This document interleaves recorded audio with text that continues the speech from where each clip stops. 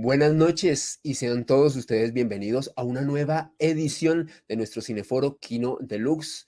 Hoy en un día muy especial, el día de Star Wars, 4 de mayo, con, sin lugar a dudas, una cinta que inició todo un universo cinematográfico, como lo es este gran emporio, esta gran saga de la Guerra de las Galaxias de Star Wars. En esta oportunidad, Star Wars Episodio 4, Una Nueva Esperanza, A New Hope, una cinta que dejó una huella indeleble en la historia del séptimo arte en el siglo XX e incluso hasta nuestros días. Y como es habitual en esta actividad, quiero sumar al alma maestra detrás de este Cineforo Kino Deluxe, historiador de la Universidad Complutense de Madrid, un gran amigo, un gran hermano, Ángel Virén. Ángel, bienvenido a esta nueva edición del Cineforo Kino Deluxe. Muy buenas tardes, noches, compañero, querido amigo, ¿cómo estás? Un placer de nuevo, pues, que tengamos la ocasión de presentar una nueva sesión de Kino Deluxe. En esta ocasión se trata de una película ya mítica, como es la primera de la saga antigua, o sea, de la saga de películas de Star Wars antigua, y que, bueno, pues es que con una trascendencia más que considerable en la cultura popular. Así que espero que hoy la videoaudiencia que nos acompaña, a la cual, como de costumbre, envío un afectuoso saludo, la disfrute al máximo. Claro que sí, querido amigo. Desde el punto de vista de la historia, y ya vamos a arrancar a mirar los temas, ¿cuál es la gran relevancia de Star Wars en la historia del cine del siglo XX?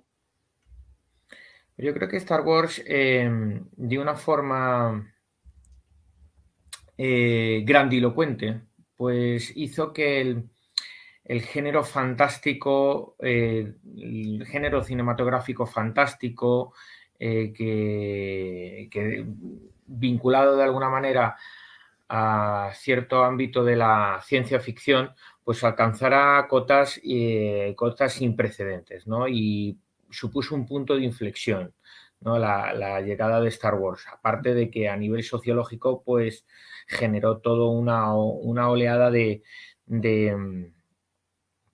fanáticos, y de fanáticos no solo de este género fantástico, de cine fantástico, de nuevo cine fantástico que había surgido, sino en general por todo lo que tiene que ver del ámbito espacial, ¿no? Del ámbito, pues, del universo y del cosmos, ¿no? Con lo cual, esta mezcla que fue mezcla de cine fantástico con cine de ciencia ficción, Star Wars es la responsable de haberlo difundido por todo la cultura popular, ¿no? Y por ende, pues se convirtió Star Wars desde el momento de su estreno, y cada vez más, porque los años, pues el transcurso de los años ayuda a que esta película vaya adquiriendo cada vez más un estatus de culto, pues realmente se ha convertido en un fenómeno del todo sociológico. Totalmente de acuerdo contigo, una película sin la cual sería inentendible la ciencia ficción el cine también relacionado con el espacio y, por qué no decirlo, también el cine de aventuras, el camino del héroe a través del cine del siglo XX. Arrancamos este dossier con la gran mente detrás de este proyecto, George Lucas. ¿Qué nos puedes decir, amigo, sobre este importante, bueno, productor, director, realizador, un hombre que ha hecho de todo en el cine, y cómo ha sido, o como más bien, cómo fue su trayectoria hasta llegar a Star Wars, esta mítica saga de la cual vamos a hablar? Bueno, George Lucas es uno de aquellos directores que formaban parte del nuevo cine de Hollywood, que se inició a finales de los años 60, y que tenía como buques insignia a gente de la talla como de Martin Scorsese, Francis Ford Coppola, Woody Allen, Peter Bogdanovich, y entre los cuales se contaba también el propio George Lucas, ¿no? Esta nueva generación de directores estadounidenses, pues rompieron con su forma de realizar cine y su concepto, pues rompieron los estándares sobre los que estaban fundados la época cinematográfica inmediatamente anterior, que es el Hollywood clásico, ¿no? Y este hombre en concreto, desde sus comienzos, pues dio signos de la calidad que le iba a acompañar en toda su trayectoria, ¿no? Es cierto que empezó, al igual que otros, al igual incluso que uno de sus más allegados amigos y colaboradores, que fue Steven Spielberg, pues sus primeros proyectos fueron algo experimentales, ¿no? Y yo recuerdo uno de estos primeros filmes, que fue precisamente hablando de ciencia ficción, THX 1138 en 1971, una más que interesante película con un relato muy, muy mordaz. Se trata de una distopía al más puro estilo 1984, al más puro estilo Fahrenheit 451, ¿eh? En la que vemos a un joven Robert Duvall y en la que está coprotagonizada también por otros actores de la talla de Donald Pleasence, ¿no?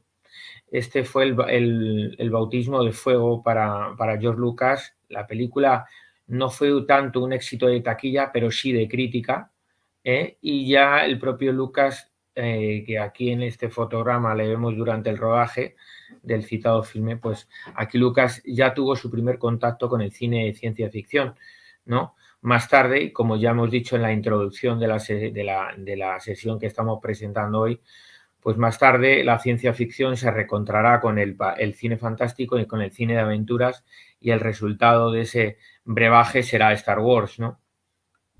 Tal cual, querido amigo, realmente un hombre muy talentoso, comentan los allegados de George Lucas, un hombre al que le veían muchas condiciones, muy buenas ideas, pero pues que no había tenido quizás ni los contactos suficientes, ni tampoco la experiencia cinematográfica, pero hubo muchas personas que decían que se veía realmente que iba a ser un gran director. Posteriormente vemos aquí un póster de American Graffiti y también de ese proyecto cinematográfico, un fotograma de George Lucas durante el rodaje de esta cinta en 1973. ¿Qué nos puedes decir sobre esta película?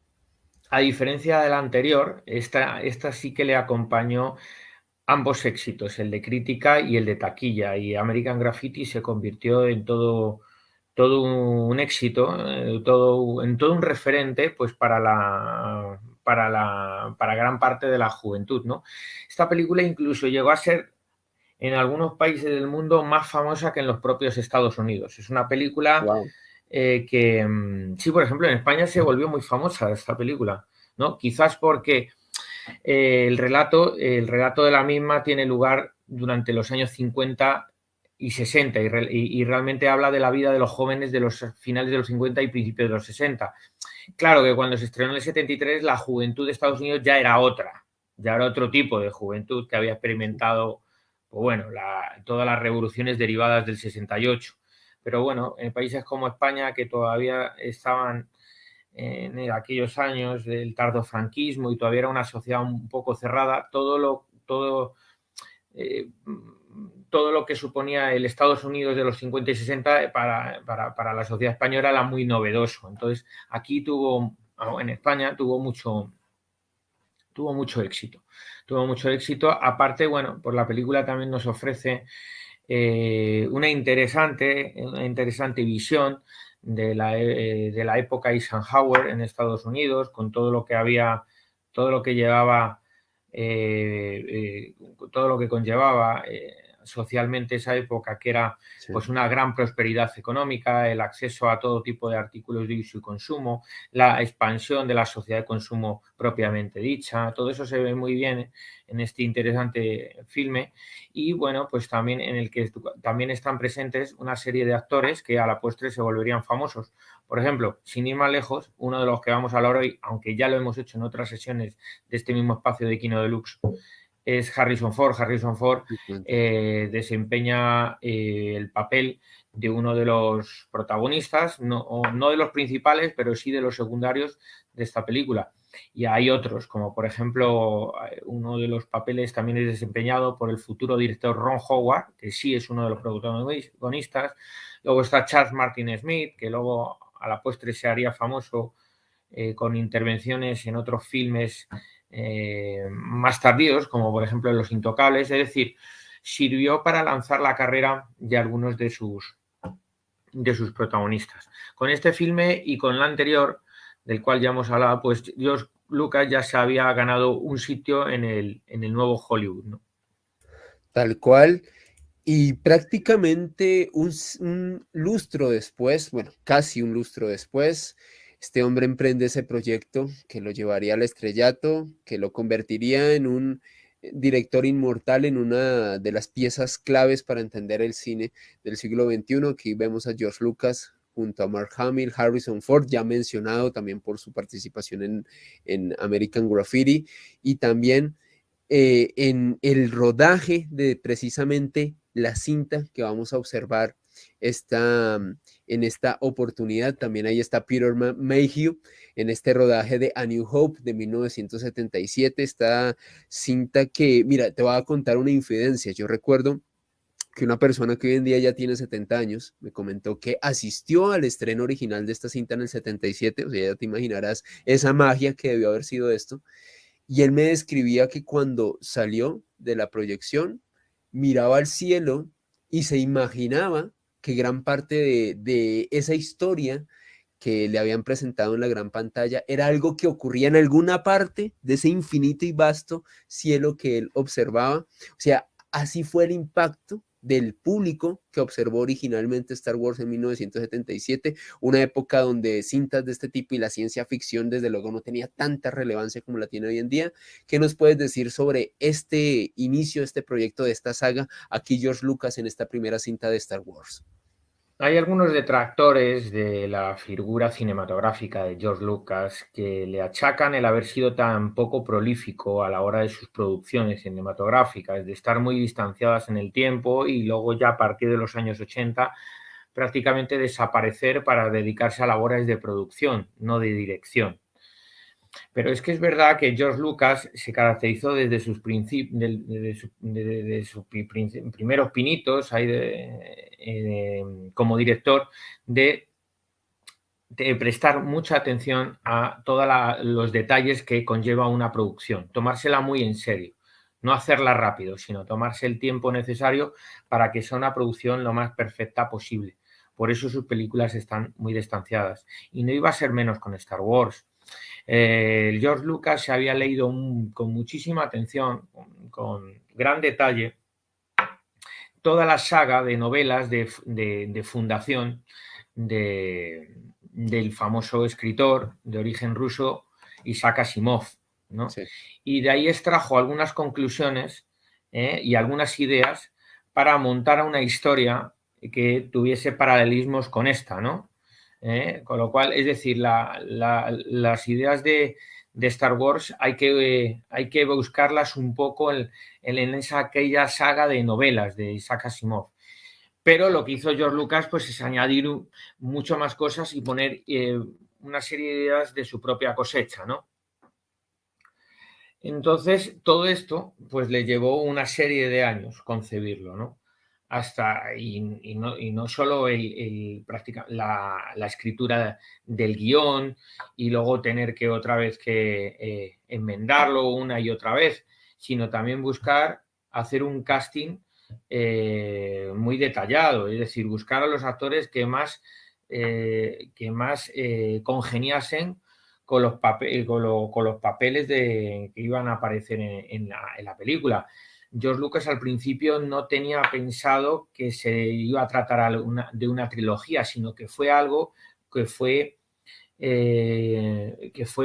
una idea que fue madurando a medida que avanzaba la producción de la película.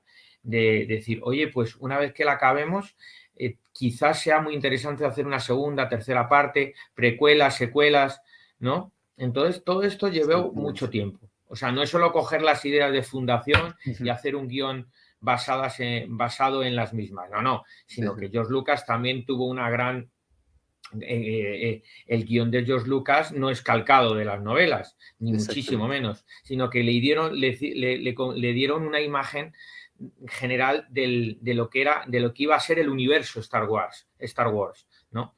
Por ejemplo, aquí tenemos una fotografía tomada durante el rodaje de A New Hope, de la película que presentamos hoy, Una Nueva Esperanza, junto con Alec Guinness. El propio George Lucas estuvo detrás de la participación de este actor mucho tiempo, intentó convencerle y al final lo logró. Después hablaremos de ello, ¿no?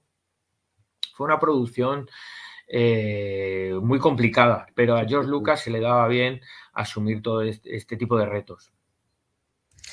Literalmente, querido amigo, George Lucas se metió en un reto de palabras mayúsculas.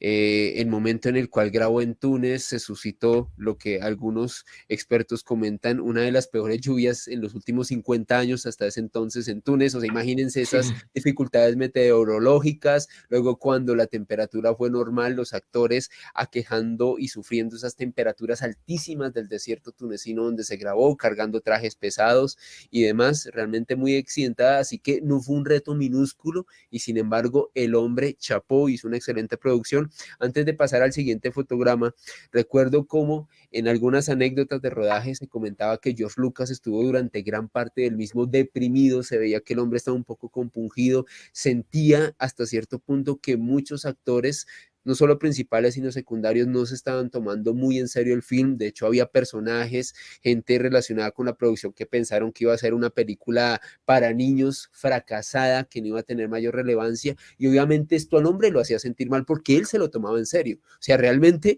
más allá de todo el esfuerzo que le estaba haciendo, era para hacer una gran película, lo que finalmente fue. Y a él le dolía que hubiese personas que hacían parte del equipo que no se lo tomaran de esta manera.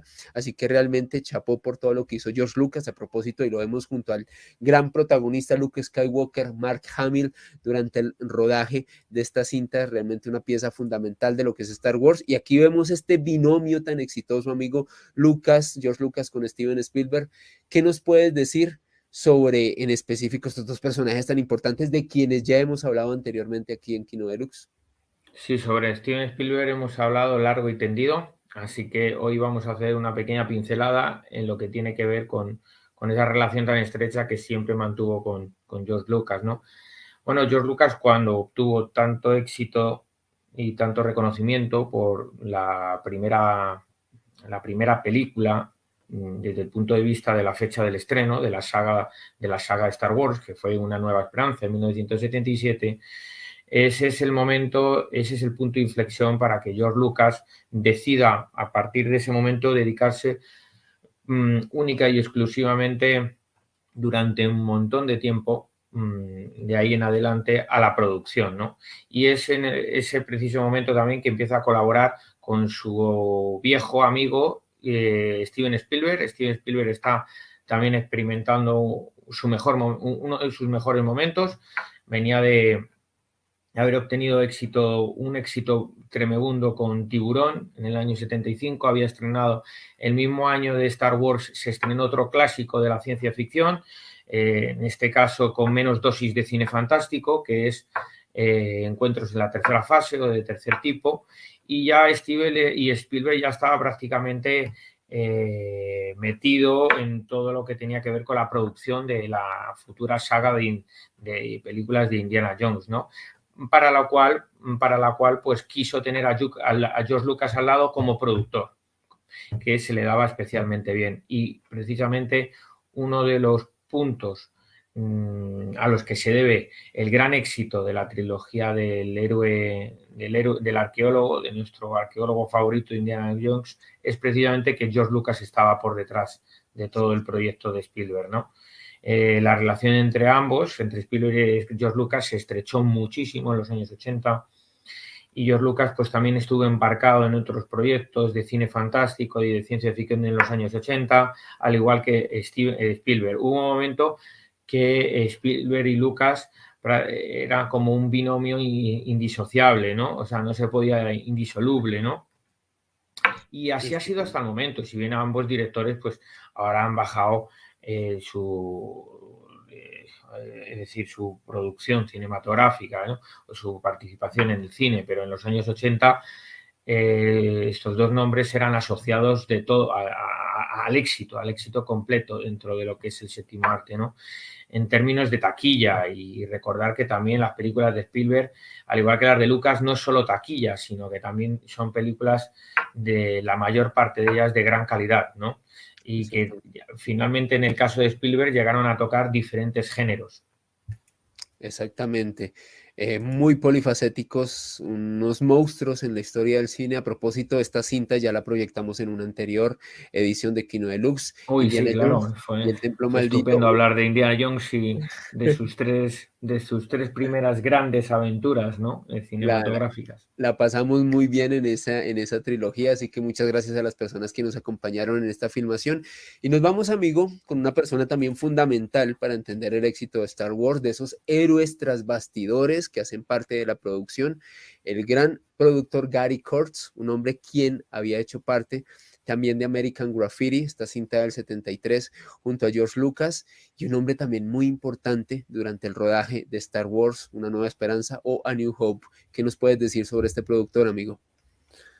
Bueno, de Gary Kurtz es un hombre que se vincula estrechamente con la carrera de George Lucas, ¿no? Este hombre desde sus comienzos estuvo a su lado y ya le pudimos observar en los créditos de producción en el filme que consagró desde el punto de vista de la fama y de taquilla a George Lucas, que fue American Graffiti en el año 73.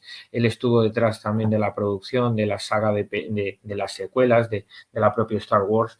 Este hombre consiguió tanto éxito a nivel de producción que ya su carrera decidió no dilatarla demasiado tiempo, sino que ya había obtenido la comodidad que en cierto modo deseaba, ¿no? Y Sí. con el tiempo, pues Lucas terminó sustituyendo a Kurtz en tareas de producción. De hecho, se me olvidó antes comentar que hablando respecto a este aspecto del cine, que es la producción, el propio George Lucas en la segunda película de la saga antigua, de la saga original, el episodio quinto, El Imperio Contraataca, él ya no la dirigiría, sino que esto caería en manos de Irving Kershner. De esto ya hablaremos. Con lo cual ya a partir de ahí sería productor, ¿no? En la tercera tampoco sería dirigida por él. No retomaría la dirección hasta cuando decidió rodar la otra trilogía, la siguiente trilogía, que sería la trilogía de precuelas de la saga Star Wars en 1999, con esa película tan esperada que fue La amenaza fantasma. Exactamente. Esa Fantasma, una película que marcó mucho la taquilla de finales de los 90. Uy, fue un fenómeno sociológico en los años 90 el regreso de Star Wars. Exactamente. Yo recuerdo que no había más que performance, por lo menos en aquel tiempo que yo pues estaba en España, evidentemente, yo era adolescente y recuerdo que había con el estreno apoteósico en aquel año, pues había performance y cosplays por todo lado. acerca de los personajes que intervenían en la nueva película de la franquicia Star Wars. O sea, desde Darth Maul hasta el joven Obi-Wan Kenobi, encarnado por Ewan McGregor, Jar Jar Binks, que era el bichito ese con forma de camello, no en forma de camello, de jirafa, una mezcla entre ambos animales, que Sí, se une a la Alianza Rebelde, o mejor dicho, a la defensa de la República, en fin, un realmente, recuerdo. qué recuerdos, amigo, un flashback tremendo el que nos acabas de dar. Y bueno, querido amigo, ¿qué podemos decir que no hayamos dicho antes? Porque ya John Williams obviamente ha pasado muchas veces aquí en Kino de Luz, que no Uf, yo, hayamos dicho. Williams, cada vez que proyectamos una película me doy cuenta de quién es el responsable de la dirección musical de John Williams. Digo, que vamos a hablar ya más de John Williams. No sé Uno de los qué mejores decir. compositores de la historia del cine, sin lugar a dudas. Pero centrémonos en lo que hizo en específico en Star Wars, porque ya hemos hablado mucho de la carrera de este hombre. ¿Qué nos puedes decir sobre la composición que este hombre brindó en específico para esta película? Bueno, fue una partitura, la partitura que utilizó fue magnífica. En algunas piezas se basó en música clásica, las cuales evidentemente les confirió una aceleración para imprimir un mayor ritmo a los tramos de la película en los que se iba a escuchar esa pieza musical, y lo que encontramos es toda una banda sonora trepidante, y que uno cierra los ojos y lo asocia con aventura espacial. Sí, Es decir, es indisoluble eh, la fotografía de la película de Star Wars con la banda sonora de John Williams. O sea, sí, la gente lo terminó por asociar, pero porque fue del todo un acierto contar con la maestría de John Williams, en este caso, que ya tenía una carrera muy dilatada y que no hizo más que sumar otro éxito más que le elevó al estatus de mito a este director de orquesta y exactamente. compositor. Es que es tal y como tú dices, amigo, yo creo que esa fusión prodigiosa y maravillosa entre las composiciones de Williams y la puesta en escena de George Lucas y en general de lo que es Star Wars es indisoluble, realmente es magnífico y simplemente escuchar la Marcha Imperial, que es una canción totalmente asociada al imperio, ya automáticamente se te viene a la mente Star Wars, es increíble realmente el efecto onomatopéyico, por así denominarlo, ultrasensorial que produce la música de Williams asociado a Star Wars. Es realmente impresionante. Aquí vemos en este fotograma Mark Hamill, este gran protagonista, a Luke Skywalker, Carrie Ann Fisher y Harrison Ford, precisamente en una escena, un fotograma aquí de Star Wars, episodio 4, Una Nueva Esperanza. Y curiosamente, amigo, ese contraste del paso del tiempo aquí en una Comic Con, una de estas importantes, podríamos decir que convenciones de geeks y de fanáticos de muchas cosas, cómo pasa el tiempo, pero yo creo que el Sí, cómo carisma, pasa el tiempo, sí, el, demasiado, ¿no? Bueno, pues ahí vamos al trío protagonista, al trío inolvidable, para mí uno de los grandes elencos sí, a nivel popular de la historia del cine, inolvidables. O sea, encarnan a tres personajes que están en la mente de todos desde hace ya casi 50 años, y que son verdaderos mitos, ¿no? Vuelvo y digo, por no repetirme, pero lo voy a volver a decir, de la cultura popular, ¿no? Esa es indisoluble, vamos, es del todo imposible hablar de la cultura popular reciente en el ámbito cinematográfico sin hacer mención a Star Wars y a este trío de actores que encarnaron personajes que se han convertido, bueno, en verdaderos mitos, ¿no? bueno, Así que ahí está el paso del tiempo. Ahí tenemos una fotografía del 2015 en una de estas convenciones, previas al estreno del séptimo episodio de la saga Star Wars, la primera de la trilogía que supone de la trilogía de secuelas con respecto a la original, y que se llamó El despertar de la fuerza, que en lo personal te puedo decir que a mí no me gustó para nada, me parece un desvarío, pero es algo pues muy personal. Pero creo que está muy lejos del concepto del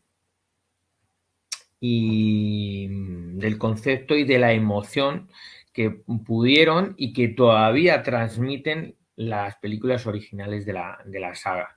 Ya entraremos en esto después, cuando veamos más aspectos de la sesión de hoy. Claro que sí, querido amigo. Y bueno, nos vamos con el gran protagonista de esta película, Mark Hamill, un hombre que realmente se convirtió en un ícono de la cultura popular. Yo veía una entrevista de Hamill para preparar el dossier de esta oportunidad, querido amigo y espectadores, y es que Hamill comentaba a propósito, y lo vemos en esta película encarnando a Luke Skywalker, este guerrero, este gran protagonista, este joven tan talentoso, este Jedi en Star Wars 4, que lamentablemente él siente que mucha gente lo encasilló después de este papel. Le costó muchísimo, muchísimo, muchísimo, muchísimo salir de eso. O sea, fue tal las cuotas de popularidad que le costó realmente horrores desligarse y emprender otros proyectos. Mark Hamill, a propósito, para quienes no lo sepan, un impresionante actor de doblaje en cuanto a voces y caricaturas. De hecho, para mí, y eso es una opinión también muy personal, querido amigo, para mí el mejor Joker de la historia, por encima de los que ha hecho Nolan, de Jack Nicholson y el que sea, es el que encarna Mark Hamill, no solo en la serie animada de Batman, muy popular en los 90, sino en los videojuegos de la saga de Arkham. La voz original también lo hizo Mark Hamill del Joker y es excepcional lo que el tipo Oye, transmite. qué buena la serie animada de Batman del año 92. Sí, Yo sí, me la he era visto buenísimo. hace poco, yo Sí, me la he revisualizado hace poco y la he disfrutado mucho, ¿eh? es Y tremenda. yo sé, la voz original del Joker está detrás de ella Mark Hamill, que se especializó en esto durante muchos años. Exactamente, se Y reinventó, se se reinventó. reinventó porque, tal Sí, como apuntabas, pues es un actor que rápidamente se veía venir que iba a quedar encasillado para siempre con el papel de Luke Skywalker en Star Wars y no logró salir de eso. Pues hizo algunas colaboraciones cinematográficas en películas menores, tal vez la más destacada es una película británica que se llama Britannia Hospital, del año 82. Es la tercera película de una trilogía que se inició en 1968, una trilogía que se inició en el 68 con una película que se llamaba If, protagonizada por Malcolm McDowell, el actor de La por Naranja favor. Mecánica, Sí, y que sí, y que fue dirigida, si no me acuerdo, si no me recuerdo mal, por uno de los directores, uno de los buques insignia del movimiento del free cinema británico. Eran películas independientes con una fuerte y mordaz crítica social. Pues en la tercera película, que se rodó en el 82, tuvo presencia este actor, Mark Hamill, pero pese a todo no logró salir de ese encasillamiento en el cual fue víctima por su papel estelar en Star Wars, ¿no? exactamente. Y tuvo que cargar con esa losa, pero bueno, pues logró pues, sobrevivir a la fama, ¿no? De haber participado en las tres películas de lo que es la trilogía original, y tengo entendido, y sí, creo que sí, efectivamente, en la, en la segunda temporada de la serie de televisión, de la serie para televisión, de la miniserie que es el Mandalorian, Sí. El Mandaloriano, la segunda temporada aparece Mark Hamill encarnando el mismo personaje, Luke Skywalker, pero pues con el rostro rejuvenecido digitalmente. ¿Mm? Wow. Esto a través de CGI, ¿no? Lo que van Es a un dato hacer muy curioso. con Harrison Ford en la próxima entrega de Indiana Jones, exactamente lo Eso mismo. parece ser que han hecho con Harrison Ford. Dicen que es una de las sorpresas de la película. Veremos a ver qué tal ha quedado. Y es algo que ya también habían hecho en el contexto de lo que es el universo expandido de Star Wars con Carrie Fisher encarnando a la princesa Leia a finales de la película de Rogue One. De Rogue One, cuando se estrenó en 2016, esa película que realmente se relata unos hechos inmediatamente anteriores al episodio cuarto, a la película que vamos a ver hoy, porque tiene que ver con el robo de los planos de la Estrella de la Muerte. Eso se ve en Rogue One, pues al final de Rogue One aparece Carrie Fisher, pero con el rostro rejuvenecido digitalmente. Lo cual esas imágenes, esas últimas escenas, esa última secuencia empalma muy bien con las primeras de la película que vamos a ver hoy, que es la primera de la trilogía original. Exactamente, aquí vemos a Mark Hamill en 1980, ahí junto a otro de los... Este es Yoda, ¿cierto, amigo? Sí, ese es Yoda, indudablemente, aunque tiene, no sé, tiene una cara muy rara ahí, ese ¿Cómo? Es que Yoda. confundo los nombres a veces, sí, tiene una cara rara este Yoda. Tiene una cara rara porque no parece Yoda, un muñeco mal hecho ahí. De nuestro buen Mark Hamill. Y aquí a propósito, una Esa imagen comparación. la incluí porque es Sí, que es notable lo que le sucedió a este joven actor y bueno, sí. hay que puntualizarlo, ¿no? Entre el estreno del cuarto episodio, del cuarto episodio de la saga de Star Wars, que es la primera de la trilogía antigua, estamos hablando de Una Nueva Esperanza, que es la película de hoy, y la siguiente, que es el episodio quinto, que es El Imperio Contraataca, transcurrieron 3 años, pero en ese tramo temporal, pues este actor sufrió un accidente automovilístico muy grave, pero que muy grave, que estuvo a punto de acabar con su vida y que le desfiguró el rostro y le produjo lesiones en la nariz, lesiones graves en la nariz y en un pómulo. Durante un tiempo incluso se rumoreó de que iba a requerir cirugía plástica. Finalmente no, pero pues como vemos la nariz es diferente, la nariz se la tuvieron que sí que parte reconstruir y bueno, pues eso explica el que le veamos notoriamente diferente entre la primera y la segunda película de la trilogía original, para aquellos que no entienden, oye, pero ¿cómo ha cambiado este chico tanto? ¿No? Sí, En 3 años y parece otro actor, es por eso. claro.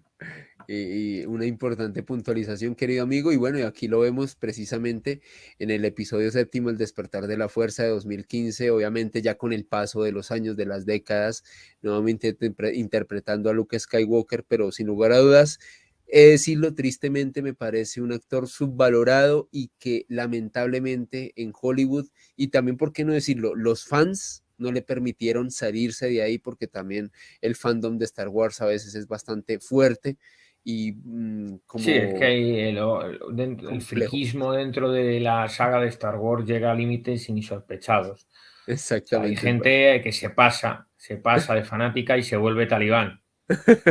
Exactamente, querido amigo.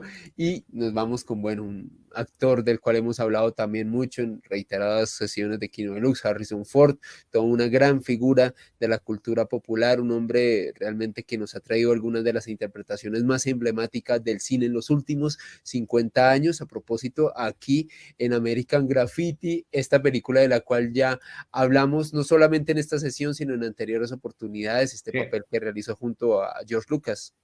Fíjate que no hemos dicho ya de Harrison Ford, ¿no? Sí, ya creo que hemos hablado hasta del oficio que tuvo antes de dedicarse realmente a la actuación, que fue carpintero en varios estudios de Hollywood. Y como hemos dicho también, pues él encarna uno de los personajes principales, aunque secundario, pero de los que más recurrentes del primer taquillazo en la carrera de Lucas, que fue American Graffiti. Él encarna a Bob Falfa, que es uno de los fanfarrones que tiene un coche ahí en aquel pueblo donde se desarrolla toda la acción. Y bueno, pues fue el papel que le hizo llamar la atención definitivamente a George Lucas para que contara con él también para su gran megaproducción espacial y de cine fantástico que iba a ser Star Wars, confiriéndole uno de los personajes más importantes, que es el de Han Solo, encarnando a ese en ocasiones antihéroe, ¿no? Porque este señor en la película pues es contrabandista, tiene un oscuro pasado, pero se une sin,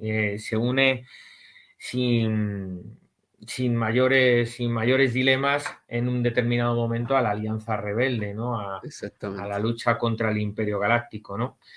Aquí le vemos ya en la segunda parte de la trilogía original, lo que se conoció después como el episodio quinto, El Imperio Contraataca, en la que se encuentra ya algo más maduro, venía de protagonizar ya algunas otras, ya venía de intervenir en otras películas en las que ya era protagonista de las mismas. Es decir, en el Sí, año sí. 80 ya Harrison Ford ya era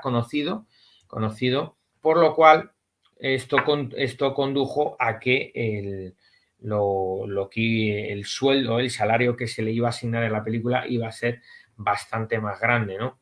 Que decir ya en el año 83 cuando volvió a protagonizar a Han Solo en esta espectacular secuela de la trilogía original, El Retorno del Jedi, ya venía de haber encarnado al famoso arqueólogo Exactamente. y ya había participado como protagonista en Blade Runner al, encarnando al agente Deckard, ¿no? Exacto. Yendo tras los replicantes, ¿no? Ahí en 2019, ¿no? Película que también Película, proyectamos película que acá. también hemos presentado aquí. Sí, una maravilla. Blade Runner, aquí finalmente, amigo, en el episodio séptimo, El despertar de la fuerza de 2015, conjunto a Chewbacca, comparto Sí. tu visión, un despropósito, pero bueno, de las cosas Fíjate que que aquí, duran. al igual que Carrie Fisher, de la que vamos a hablar en breves, y del que hemos hablado ya, Mark Hamill aparece de nuevo, muy veterano, muy mayor, ya Harrison Ford, encarnando el mismo personaje, al igual que Mark Hamill y Carrie Fisher, ¿no? Para mí fue un desatino de George Lucas. Yo, con respecto a la saga de secuelas, está la saga, la trilogía de secuelas que se rodó en 2015, 2017 y 2019, quiero recordar, me parece que fueron presiones de la industria cinematográfica, presiones de Disney. Y es que el concepto de Star Wars cambió mucho desde que Lucasfilm lo vendió a Disney. Y a partir de ahí Disney infantilizó la saga e introdujo muchos elementos ajenos a lo que era el imaginario de Star Wars original, ¿no? Me parece, en lo personal. No, Yo por estoy eso estoy tan total. descontento con estas nuevas películas de Star Wars. Totalmente de acuerdo contigo, amigo. No lo pude, nadie creo que lo pudo haber dicho mejor. Totalmente de acuerdo contigo. Y bueno, nos vamos con Carrie Fisher, la Y mujer que encarna a la princesa Leia. Una mujer que venía de un linaje importante. Aquí está su madre, Debbie Reynolds, una importante, Ni más ni menos, Debbie Reynolds. por Debbie favor, una Reynolds, que sí, estrella. que creo recordar, Debbie Reynolds es la coprotagonista junto con Jim Kelly de Cantando bajo la lluvia, ni más ni menos. Exactamente, O sea, es exactamente. una actriz bastante conocida, no es que fuese de primera fila, ni una estrella propiamente dicho, pero sí era una actriz muy conocida en Hollywood de los años 50 y intervino en algunos clásicos musicales y en comedias ligeras, pues de aquella época. Es decir, le venía de estirpe, le viene al galgo o sea, Carrie Sí, Fisher no apareció en la escena porque sí, sino porque venía de una familia con tablas dentro del mundo cinematográfico y con influencia, ¿no? Carrie Fisher, su hija, la hija de David Reynolds, pues se inició además en el cine cuando prácticamente era casi adolescente, ¿no? Y es la tercera en discordia dentro de este grupo, de este trío de protagonistas de Star Wars. Ellos tres hacen pues lo que son las cabezas visibles de la Alianza Rebelde, ¿no? exactamente. La carrera de Carrie Fisher empezó a despegar a mediados de los años 70, cuando Warren Beatty, más famoso y legendario director y actor, uno de los grandes sex symbols de los años 60 y 70, bueno, incluso 80, 90, siempre lo fue desde su juventud hasta su vejez, este señor Warren Beatty, pues la quiso para su elenco actoral, que iba a intervenir en Shampoo, una comedia satírica interesante, que aunque se rueda en los años 70, tiene lugar a finales de los 60 y tiene mucho que ver con la contracultura estadounidense de aquella época, y en la que Carrie Fisher encarna el papel de la hija de una de las amantes de Warren Beatty en la película. Warren Beatty pues va, como de costumbre, va de seductor, se pasa de seductor en esta película, pero pues ha quedado como un clásico, ¿no? Y es la primera vez en la que podemos ver a Carrie Fisher encarnando un personaje de cierta entidad. Exactamente, y posteriormente, un par de años después, la vemos específicamente en la película que vamos a proyectar esta noche, en Star Wars Episodio Cuarto, Una Nueva Esperanza como la princesa. Estaremos con el Leia. famoso peinadito, que es, ¿no? El de aquí algunos países dijeron que parece que Gary Fisher lleva aquí como unas empanadas ahí en las orejas, ¿no? La verdad que yo no sé, los directores de vestuario y de maquillaje, bueno, en ocasiones no están muy acertados, pero y Exactamente. con todo y con eso se convirtió en un icono. No, En es un icono. un icono total.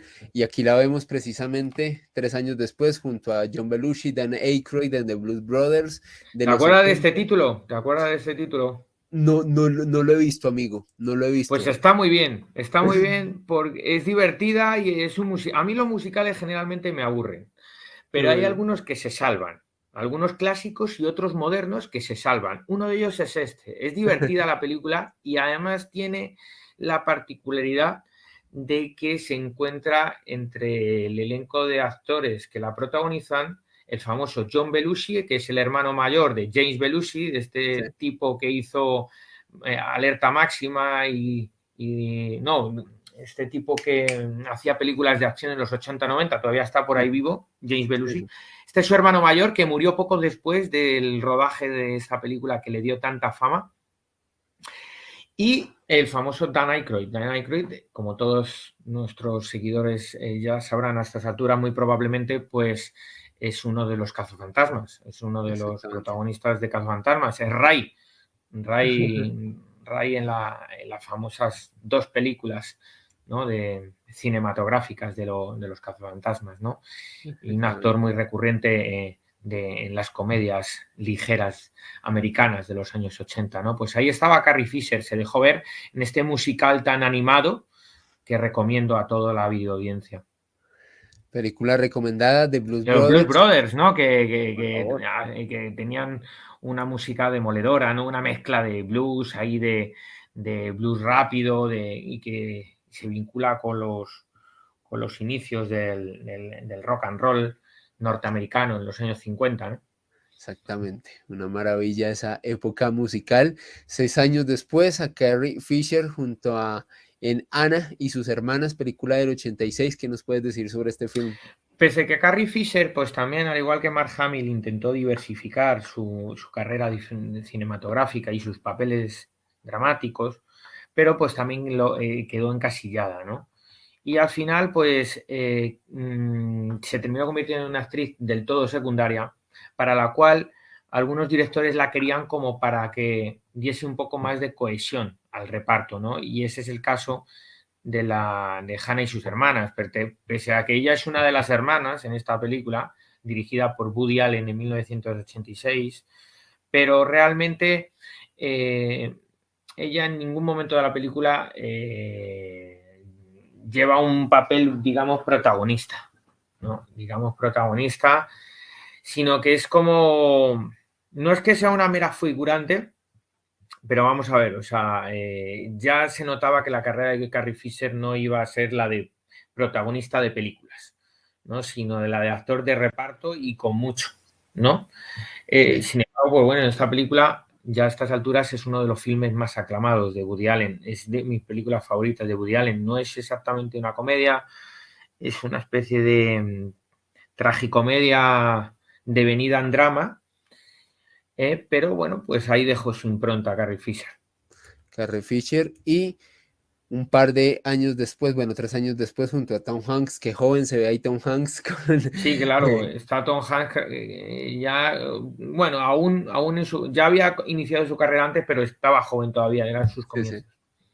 No matarás al vecino del ochenta y Claro, esta nueve película, pues mira, Tom Hanks no era lo suficientemente respetado todavía por la crítica Sí, y era famosillo, pero tampoco era una estrella ni como lo es hoy en día, ni mucho menos. Y Carrie Fisher pues estaba ya en el declive de su carrera cinematográfica. Entonces, bueno, es una comedia típica de los años 60, como hizo otras Tom Hanks en los mismos años.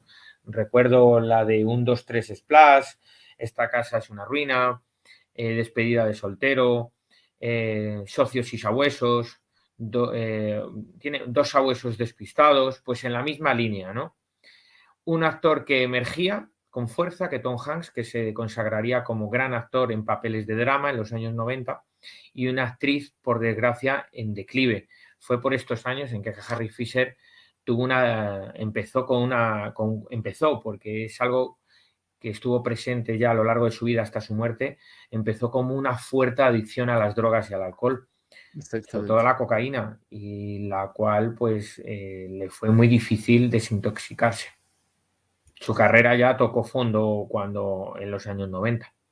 Totalmente. Triste, triste este Muy triste, ¿no? desenlace. Y bueno, pues hasta el final de sus días realmente ya tuvo problemas con el tema de las drogas. Recordemos que Exactamente. bueno, ahora haremos mención, pero ella morirá en 2015, ya ha muerto hace unos años, relativamente joven. Y bueno, Mm. esta fue una de sus últimas intervenciones en la década de los 80, antes de que, como hemos dicho, su carrera se difuminase en los 90, en esta comedia que se ha convertido con los años en una comedia de culto. ¿Eh? Vaya que sí. No sé, yo me la he visto, a mí me parece que está sobrevalorada esta película, está Sí. entretenida, nadie lo duda. Nadie lo duda que es entretenida y que fue una película con cierto aura, tiene un aura como de prestigio y se convierte en un mito, pero para mí está sobrevalorada.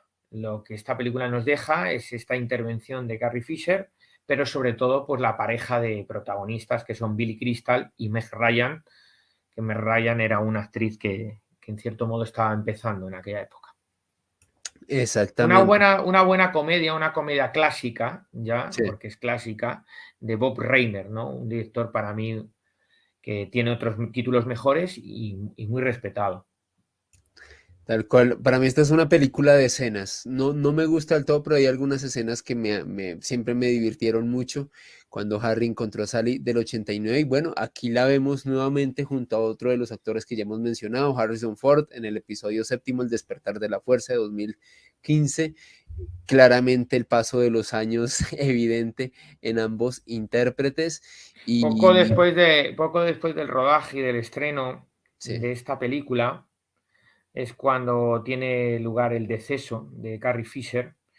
Y recuerdo que para la segunda película de la trilogía más reciente de la saga de Star Wars, que es la de 2017, creo que se llama, no sé, es que son tan terribles, tío, que no recuerdo ni el título. No sé si es no sé qué el subidón del Jedi o algo, no sé, no sé, una cosa de esta. Pero creo que introdujeron su figura gracias pues a la tecnología generada por computador, ¿no? realmente Fueron sus últimas intervenciones en el cine, ¿no? Aquí se ve a triste. los dos actores, pues la verdad, yo no sé qué empeño tienen hoy en día de seguir, de continuar trilogías, de prolongar sagas con los actores ya muy ancianos, que muchas veces hasta te da pesar verlos en la gran pantalla, ¿no? Y yo prefiero conservar el buen recuerdo que tengo en las películas originales, que encontrarme a dos ancianitos ahí, que todas las escenas de acción se las tienen que hacer los actores de dobles, ¿no? Los dobles. Entonces es que, pero bueno. Pues Exacto. supongo que en esto tiene mucho que ver la crisis la crisis que hay en el mundo cinematográfico a la hora de la calidad de los actores, ¿no? La calidad de, del registro dramático, de la oferta de actores que hay, ¿no? Que es cada vez más paupérrimo. Totalmente de acuerdo, amigo, y nos vamos con una de las leyendas del cine, quien hizo parte del elenco, el gran Alec Guinness, Bueno, un intérprete mayúsculo, un gran actor, aquí en una de sus películas Cadenas Rotas de 1947. ¿Qué nos puedes hablar sobre este actor y este film en específico? bueno, sobre el caso de Alec Guinness, estamos hablando de que Alec Guinness es uno de los grandes actores británicos de todos los tiempos, es una leyenda del cine. Bastantes títulos de su amplia filmografía cuentan entre las mejores películas de ese país, de todos los tiempos también. Y a mí en lo personal me encanta su forma de actuar y su técnica tan depurada, ¿no? Un actor que se inició en el teatro a finales de los años 30, logró mucho reconocimiento y mucha fama en el Old Vic, que es uno de los teatros más famosos del sureste de Londres, y en el mejor momento de su carrera dramática, pues fue llamado a filas, ¿no? Porque estalló la Segunda Guerra Mundial, conflicto en el que además él obtuvo la graduación de teniente. Wow, Y él creo recordar que estuvo presente en el desembarco aliado en Sicilia y luego y fue uno de los responsables de suministrar armas a los partisanos en Yugoslavia. Vamos, que salió de la guerra mundial como un héroe, ¿no? Al poco de terminar el conflicto, pues se reincorporó otra vez al teatro, pero obteniendo el mismo éxito que en la época anterior, y ahí es cuando en una de esas representaciones, en una de esas representaciones teatrales, fue a verle David Lean, un joven David Lean que a la postre se convertiría en uno de los grandes directores de Hollywood y que inmediatamente se enamoró de la calidad del actor y lo quiso para una de sus primeras películas de los años 40. Y ese supuso el debut actoral en la gran pantalla de este magnífico actor británico, ¿no? En este título, que es Cadenas Rotas, es la traducción al castellano de la novela adaptada a la gran pantalla, Grandes Esperanzas de Charles Dickens, ¿no? De hecho, el nombre en inglés es otro, es traducirlo literalmente Grandes Esperanzas, pero bueno, pues aquí en España en castellano se tradujo como Cadenas Rotas. Un debut estelar porque pues en este papel pues él no hacía de protagonista, pero sí que formaba uno de los actores más importantes de reparto y él obtuvo muy buenas críticas y llamó la atención de la crítica y del público en general e hizo que David Lean contase con él para futuras películas que le consagrarían aún más en él la cinematografía británica. exactamente, un actor prolífico, un ex estupendo intérprete, aquí también en películas como Ocho Sentencias de Muerte, 2 años después, a finales de la década de los 40, y también en El Quinteto de la Muerte, 1955. Películas curiosamente en blanco y negro, pero con una calidad excepcional. Bueno, la labor interpretativa de Alec Guinness siempre fue muy destacada, fue un actor que si bien no siempre protagonizaba, era un intérprete con mucho peso, le daba mucha veracidad a sus interpretaciones. ¿Qué nos puedes decir sobre estas dos cintas, amigo? Bueno, en el caso de la primera, de Ocho Sentencias de Muerte es una de mis películas favoritas. Yo me la he visto varias veces y es magnífica.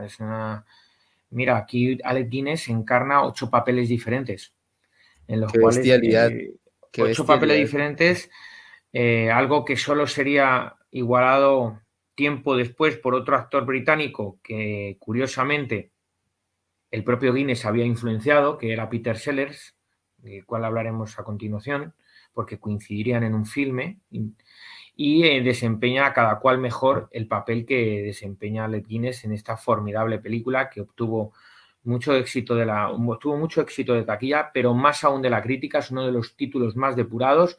Todas las listas de grandes filmes de aquel país está presente 8 sentencias de muerte. Es un drama con toques de comedia, pero fundamentalmente un drama y magníficamente rodado, y que supuso la consagración del propio Alec Guinness, sin ninguna duda.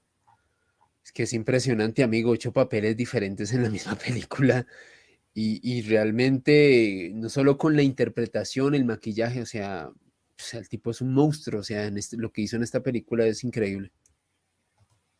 Sí, y además, mira, todas estas películas de esta época de Alec Guinness, es decir, de sus comienzos, pues estuvieron vinculados a lo que se llamó los estudios Ealing, ¿no?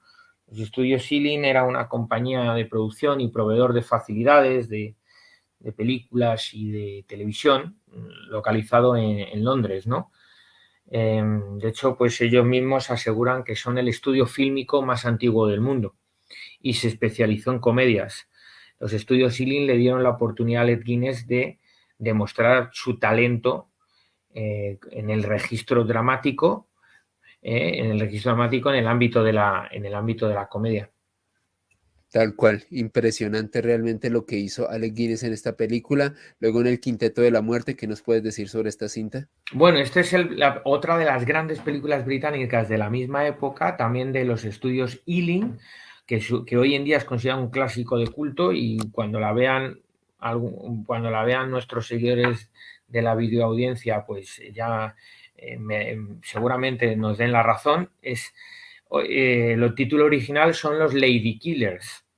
Te sonará porque ha habido varios remakes Eso te iba a en los decir, un últimos remake a años. propósito con Tom Hanks, si no estoy mal. Con Tom Hanks, Un pero remake bueno, con- yo sé, la versión el remake de Tom Hanks fue muy famoso, pero nada que ver con lo bien rodado que está el original, con la maestría con la que dirige la película Alexander McKendrick, uno de los directores más portentosos de esa generación británica de cineastas.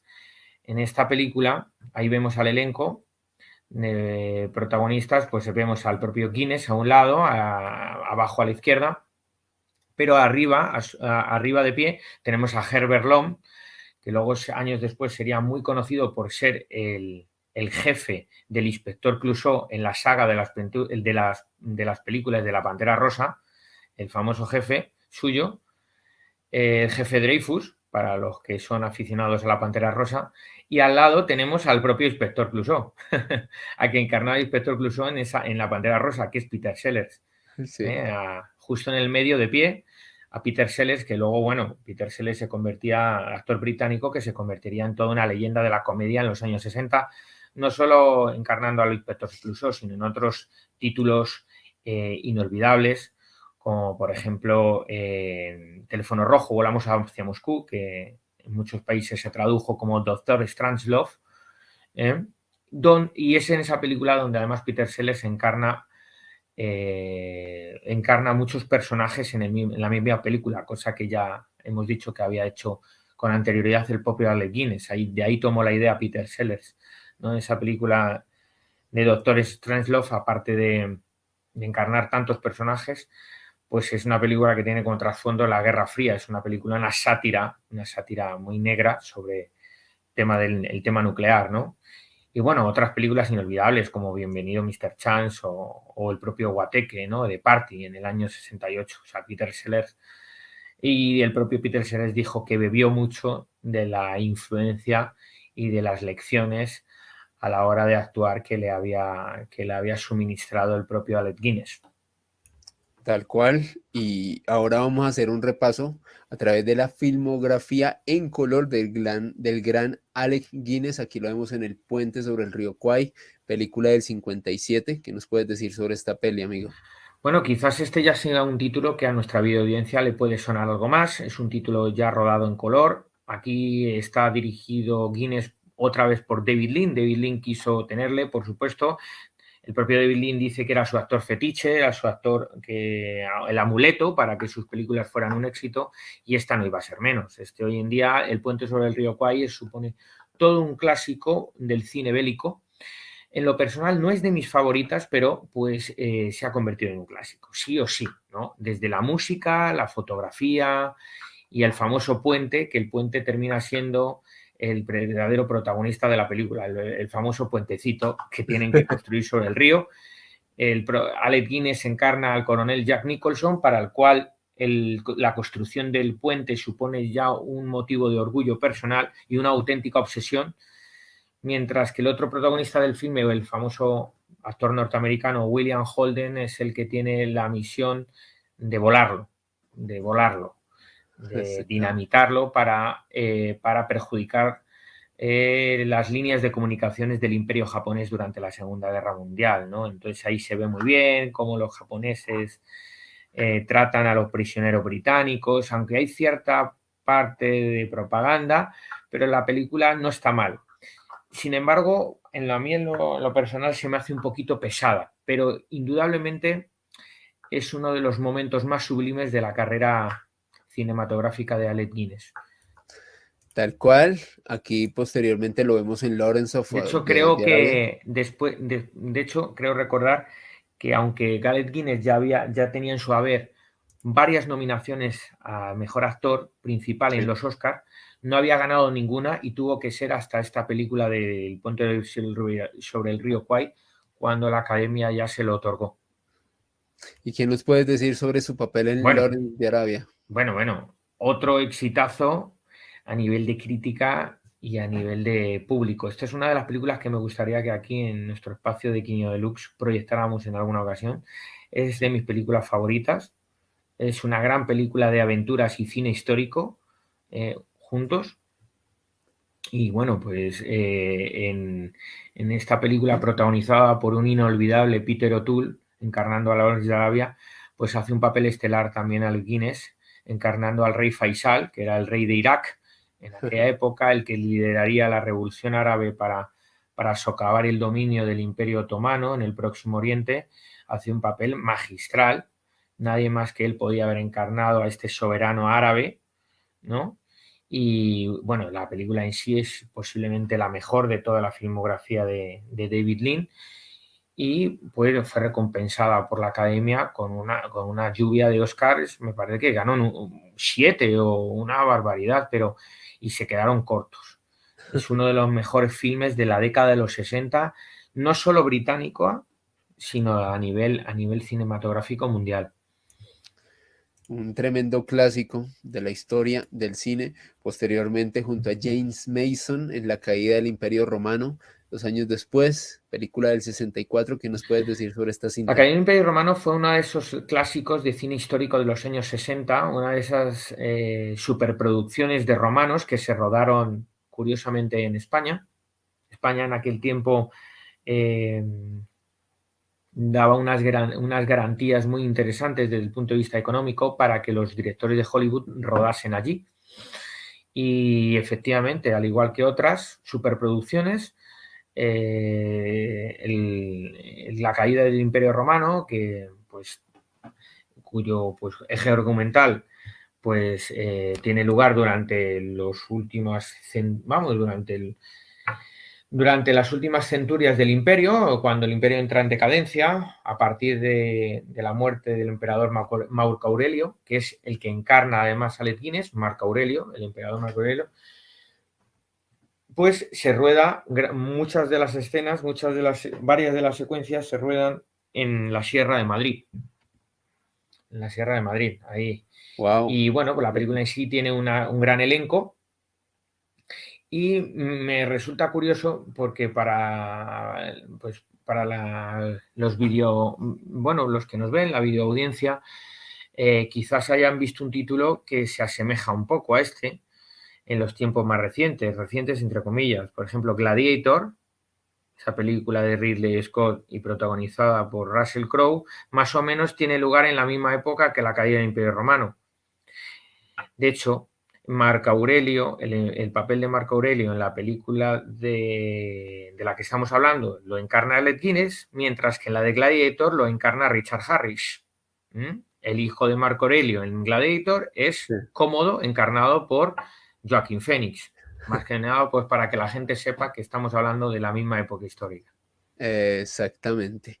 Maravillosa referencia, querido amigo. Bueno, aquí lo vemos en Doctor Zhivago, Bueno, cinta de bueno. mediados de los 60, por favor. ¿Qué nos puedes decir sobre esta película? Bueno, es Doctor Zhivago. Mira, aquí en este caso confluye una espléndida novela de Boris Pasternak, que Sí. es Premio Nobel de Literatura, no es cualquier cosa, uno de los premios Nobel de Literatura que tuvo la Unión Soviética o ruso. Y bueno, pues la adaptación de la gran pantalla se iba a encargar, como no, de nuevo, David Lean. Y fue uno de los momentos también más brillantes de la carrera como cineasta de David Lean. Y por supuesto quería contar con su actor amuleto, con su actor fetiche, que era Alec Guinness. Aquí encarna al hermano de uno de los protagonistas, y que también, además de ser el hermano, es un líder bolchevique. Aquí le vemos con el gorro característico soviético. La película en sí es una maravilla, es larga, pero se disfruta muchísimo. Y Alec Guinness pues, nos regala otra de sus mejores interpretaciones. Es decir, Alec Guinness iba encadenando un éxito tras otro. Vuelvo y digo, tanto de crítica como de taquilla. En esta película los protagonistas serán Omar Sharif, que Omar Sharif ya David Lean había contado con él para el elenco de Lones de Arabia, y Julie Christie, que era una actriz que por aquel tiempo estaba empezando su magnífica trayectoria como actriz. Al año siguiente esta actriz se dejaría ver en Fahrenheit 451. Tal cual. Y posteriormente vemos, querido amigo y espectadores, a Uy, Alec esto es Guinness un en peliculón. Cromwell, Mm. por favor. Película del 70. ¿Qué nos puedes decir sobre esta gran, gran, gran cinta? Interesante relato el que nos expone el director Ken Hughes, el director británico Ken Hughes, y qué mejor que Carlos, qué mejor que Alec Guinness para encarnar al personaje de Carlos I de Inglaterra, el rey al que se le cortó la cabeza durante la Revolución Inglesa, durante la primera Revolución Inglesa a mediados del siglo XVII, ¿no? Esa Revolución Inglesa que acabó instaurando por primera y única vez la República en Gran Bretaña. Mucha gente no sabe esto, pero en Gran Bretaña hubo una república. La instauró un hombre llamado Oliver Cromwell, en esta película encarnado por Richard Harris. Ese mismo actor que hace un momento dijimos que encarnó el papel de Marco Aurelio en Gladiator. Pues sí, claro, lo que pasa es que la diferencia de años, Richard Harris aquí en Cromwell estaba joven, en Gladiator ya estaba veterano. Y bueno, en esta película no solo lleva el protagonismo Richard Harris como Oliver Cromwell, como el líder de los revolucionarios ingleses, ¿no? Que instalarán la República y por primera vez el Parlamento estará por encima del rey, sino también la otra parte del protagonismo se la lleva Alec Guinness encarnando al soberano absoluto Carlos I, un déspota, mmm, al más puro estilo de monarca absoluto del siglo XVII, y que lo hace de una forma magistral. A mí me hablan de Carlos I y de Inglaterra, no sé, a nivel histórico, y me imagino a Alec Guinness. Nadie como él lo podía haber encarnado mejor, ¿no? Una magnífica película de cine histórico y de cine político. Se habla mucho de política en esta película y de lo que supone el liberalismo político, no el económico, sino el político, y el parlamentarismo. Muy interesante. Una de las mejores interpretaciones de Alec Guinness, sin lugar a Sí, dudas, para también. mí sí, sin duda. Una maravilla lo que el tipo hizo aquí en Cromwell. Y bueno, aquí lo vemos como Obi-Wan Bueno, Kenobi, por fin llegamos precisamente. a lo que nos atañe hoy, porque creía que no íbamos a llegar nunca. a No la, sé.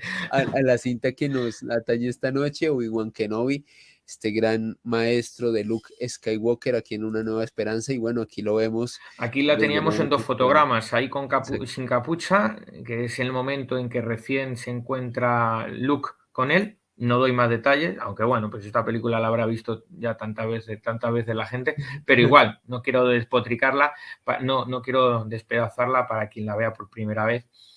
Y aquí le vemos encapuchado y con el sable láser en una escena, en una secuencia mítica junto con el gran villano de la película. Exactamente, de quien vamos a hablar más adelante. Y bueno, aquí finalmente Alec Guinness en Pasaje a la India 1984, una encarnación muy interesante, amigo, de este actor.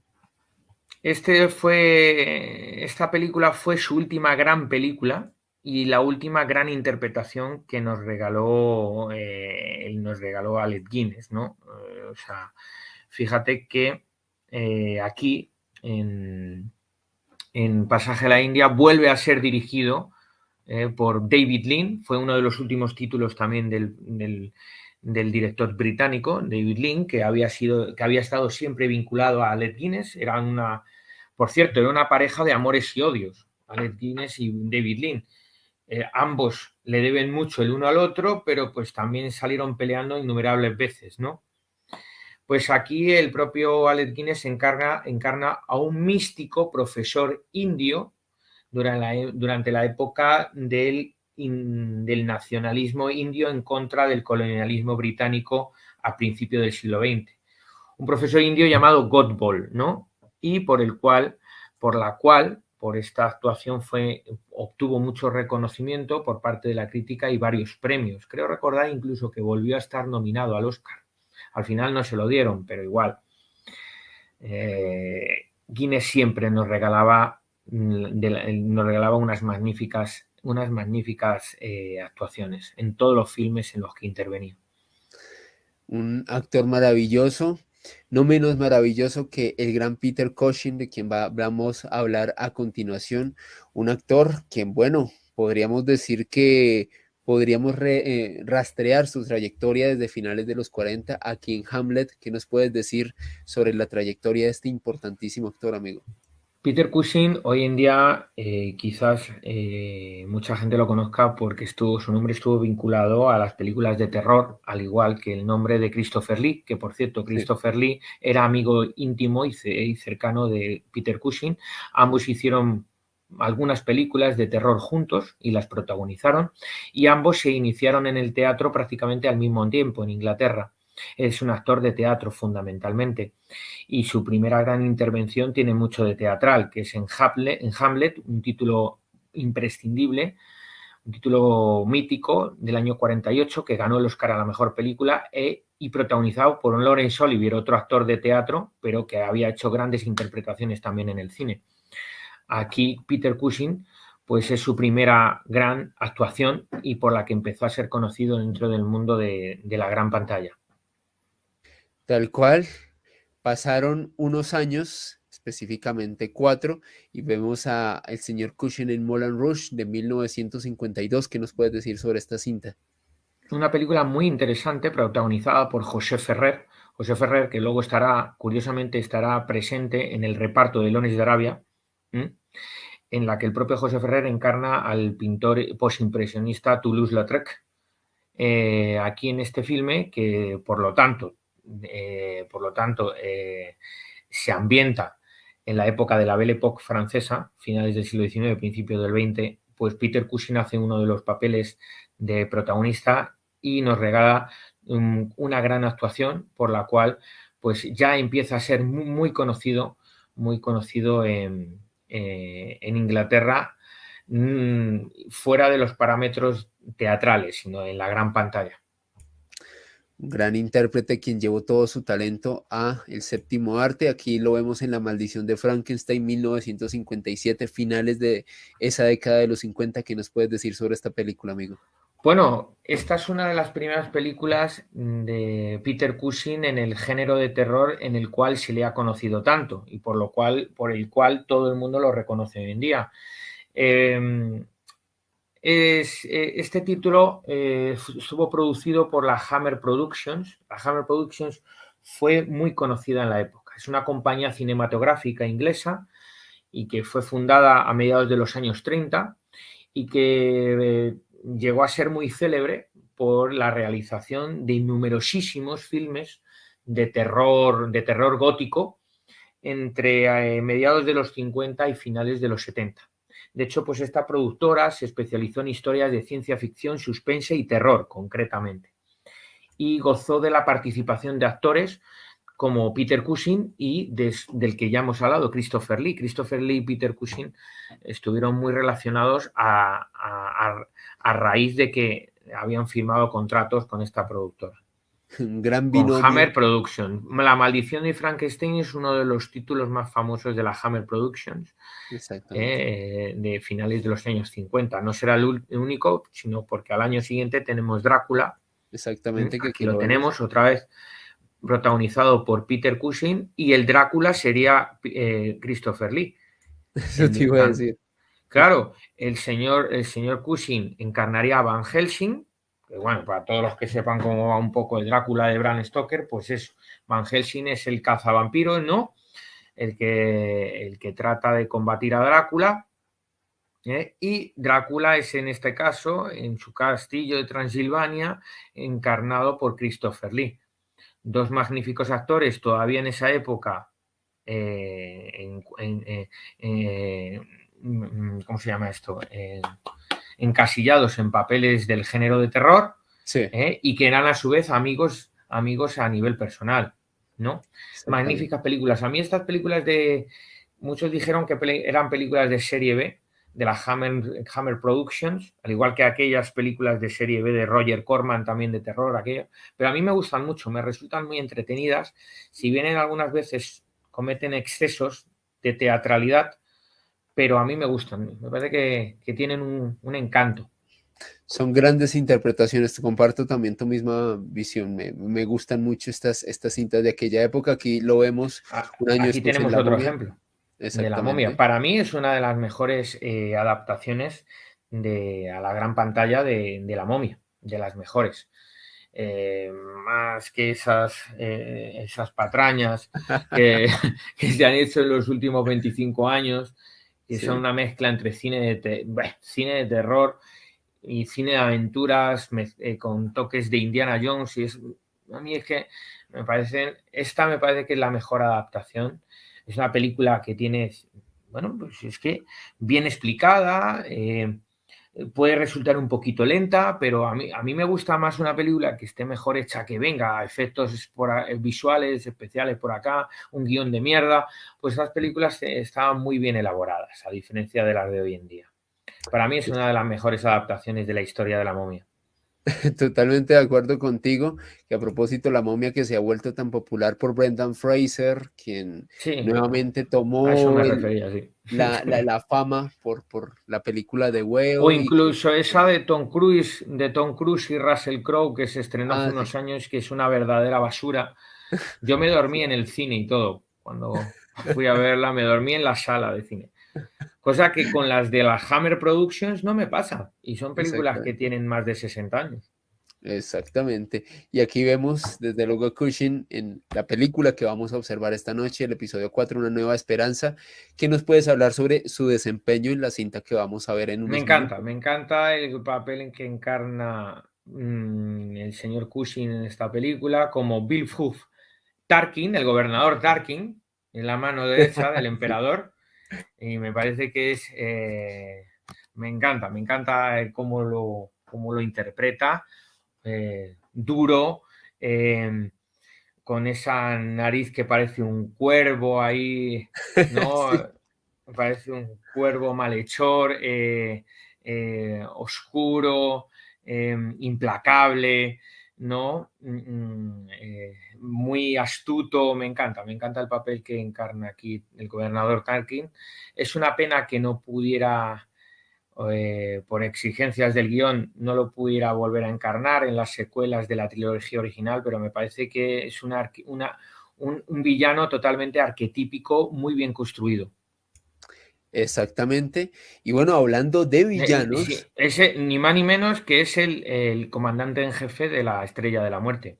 Ya verán, los que exactamente. no han visto esta película, que lo dudo mucho que haya alguien que no la había visto a estas alturas, pero que no la haya visto, ya descubrirá a lo que nos referimos con la Estrella de la Muerte. Exactamente. Y hablando de villanos, retomando mis palabras anteriores, amigo David Prowse, quien es la persona Qué encargada. puede decir esto, tío, de este villano? Bueno, sobre esto puedo poner este fotograma, tú Ah, sabes, una de mis películas favoritas de la vida. ¿te acordarás? ¿Tú lo sabías este detalle? Me enteré después, tiempo después de ver La Naranja Mecánica.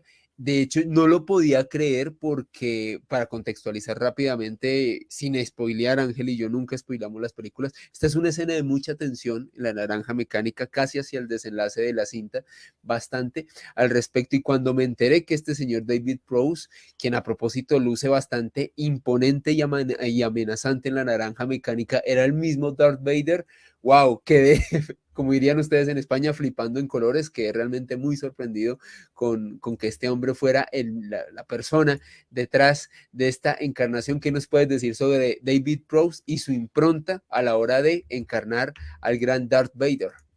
Bueno, a Proust le tenían muy en cuenta precisamente por las características que saltaban muy a la vista del físico, ¿no?, que tenía. Y es interesante ver cómo este actor ya había hecho sus pinitos en producciones como La Naranja Mecánica, una película de las más conocidas de Kubrick, encarnando al guardaespaldas de Patrick Macnee, y que se las tiene que ver, bueno, pues el propio Alex Delarge, encarnado por Malcolm McDowell, se las tiene que ver con él, ¿no? En una secuencia, ¿no? Llamó la atención de George Lucas, que era un gran aficionado a las películas británicas, y lo quiso para encarnar al principal villano de la película que vamos a presentar hoy, bajo ese traje tan oscuro, como un traje tan oscuro, pero también tan terrorífico, como es el de Darth Vader, ¿no? Él va a encarnar. David Prowse fue el encargado de encarnar a Darth Vader, si bien es verdad que la voz que escuchamos no es la de él, de esto hablaremos luego como curiosidad, porque a George Lucas nunca le terminó de gustar cómo sonaba. La voz de David Prowse consideró que no era lo suficientemente imponente para encarnar a Exactamente. Darth Vader. De hecho, querido amigo, y bueno, eso hablamos, vamos a hablar más adelante, Darth viendo Vader, el traje original. Anakin Skywalker. Anakin Efect- Skywalker que se pasa al lado oscuro y se convierte a Darth Vader, ¿no? Como todos Exactamente. sabemos ya. Y hablando de personajes también icónicos, Peter Mayhew como Chewbacca, bueno, este gran compañero de Han Solo, amigo, ¿qué nos puedes decir sobre este actor y en específico de este rol? Como Bueno, que Peter Chewbacca. Mayhew. Ay, no, por favor. Bueno, Peter Mayhew no pronuncia ni una sola palabra, solo es Sí. conocido por generar un gruñido, que es el típico de Chewbacca. Que, Y nada, pues este actor se convirtió pues en una estrella a la noche de la mañana. Evidentemente vivió del nombre de Chewbacca toda la vida sí. y no tuvo ni que hablar siquiera y puede dar gracias a ello. Puede dar gracias a ello. Y porque, El caso es que Chewbacca pues es imprescindible, se uf, convirtió por en una favor. de las figuras imprescindibles de la saga, ¿no? Es el brazo derecho de Han Solo, del personaje encarnado por Harrison Ford. Y Han Solo y Chewbacca son un bloque indisoluble, ¿no? Como podemos ver Totalmente. en esta primera película de la trilogía original. Y el único que lo entiende realmente es Harrison Ford, lo que Sí, sí, dice. o sea, yo no entiendo. Dice, es que Harrison Ford dice, es que los Wookiees, especie ficticia a la que pertenece Chewbacca, los Wookiees, tienen un lenguaje muy especial, pues tan especial que solamente Han Solo lo entiende. O sea, Tal bueno, creo cual. que C3PO, C3PO, 3PO, creo que llega a entenderle en alguna ocasión, ¿no? Sí. Pero no estoy seguro. El androide 3PO, pero Dos curiosidades sobre Chewbacca, que las van a ver en el film que vamos a ver en unos minutos. El sonido que produce, porque tal y como dice Ángel, pues Peter Mayhew no dice nada. El sonido que produce es una mezcla entre gruñidos de tigre, de oso, de león. Mezclaron estos sonidos en el madre mía. estudio y esos son los sonidos que produce el personaje Madre de mía, qué susto. Chewbacca. Y la Joder, y apariencia, además, sí, sí. el rostro de Chewbacca está inspirado en Indiana, el perro de George Lucas, que posteriormente sería el nombre en homenaje que le puso al gran arqueólogo Indiana Jones en una saga que ya Qué exploramos aquí en curioso. Kino Deluxe. Qué curioso, eso no lo sabía, no tenía idea en absoluto. Sí, Fíjate que este hombre, Peter Mayhew, medía como casi 2 metros, ¿no? Por sí, sí, eso sí, salta a la vista también la altura de Chewbacca en todas las películas. No es que le pongan unos zancos o unas alzas, no, no, es porque Peter Mayhew era muy alto, porque este actor ya ha exactamente. fallecido. Tenía estatura de jugador de baloncesto norteamericano, tal cual. Aquí vemos a Anthony Daniels como C-3PO o Citripio, C-3PO. Citripio, C-3PO, yo como sé le que decimos aquí en me acuerdo. Latinoamérica. Tú Sí, sabes que yo aquí sé que abreviamos C-3PO, porque luego, de hecho, luego te cuento una anécdota de eso.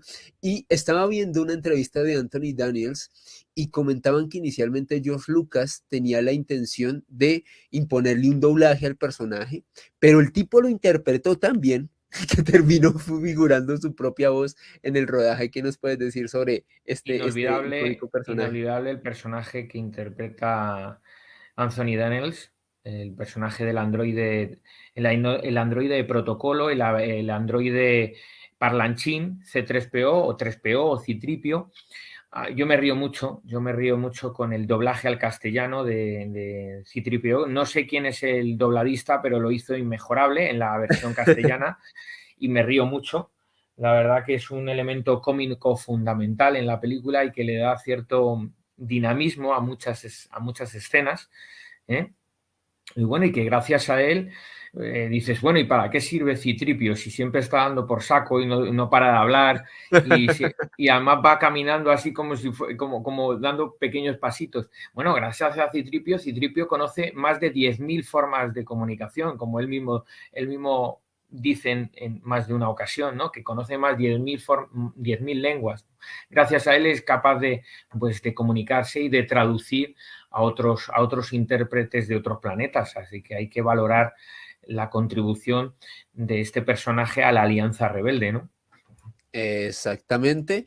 Y hablando también de otros grandes íconos, Kenny Baker como R2D2, que en Latinoamérica Arturito, Arturito, ¿no? Arturito, obviamente Arturito, para abreviar, Arturito.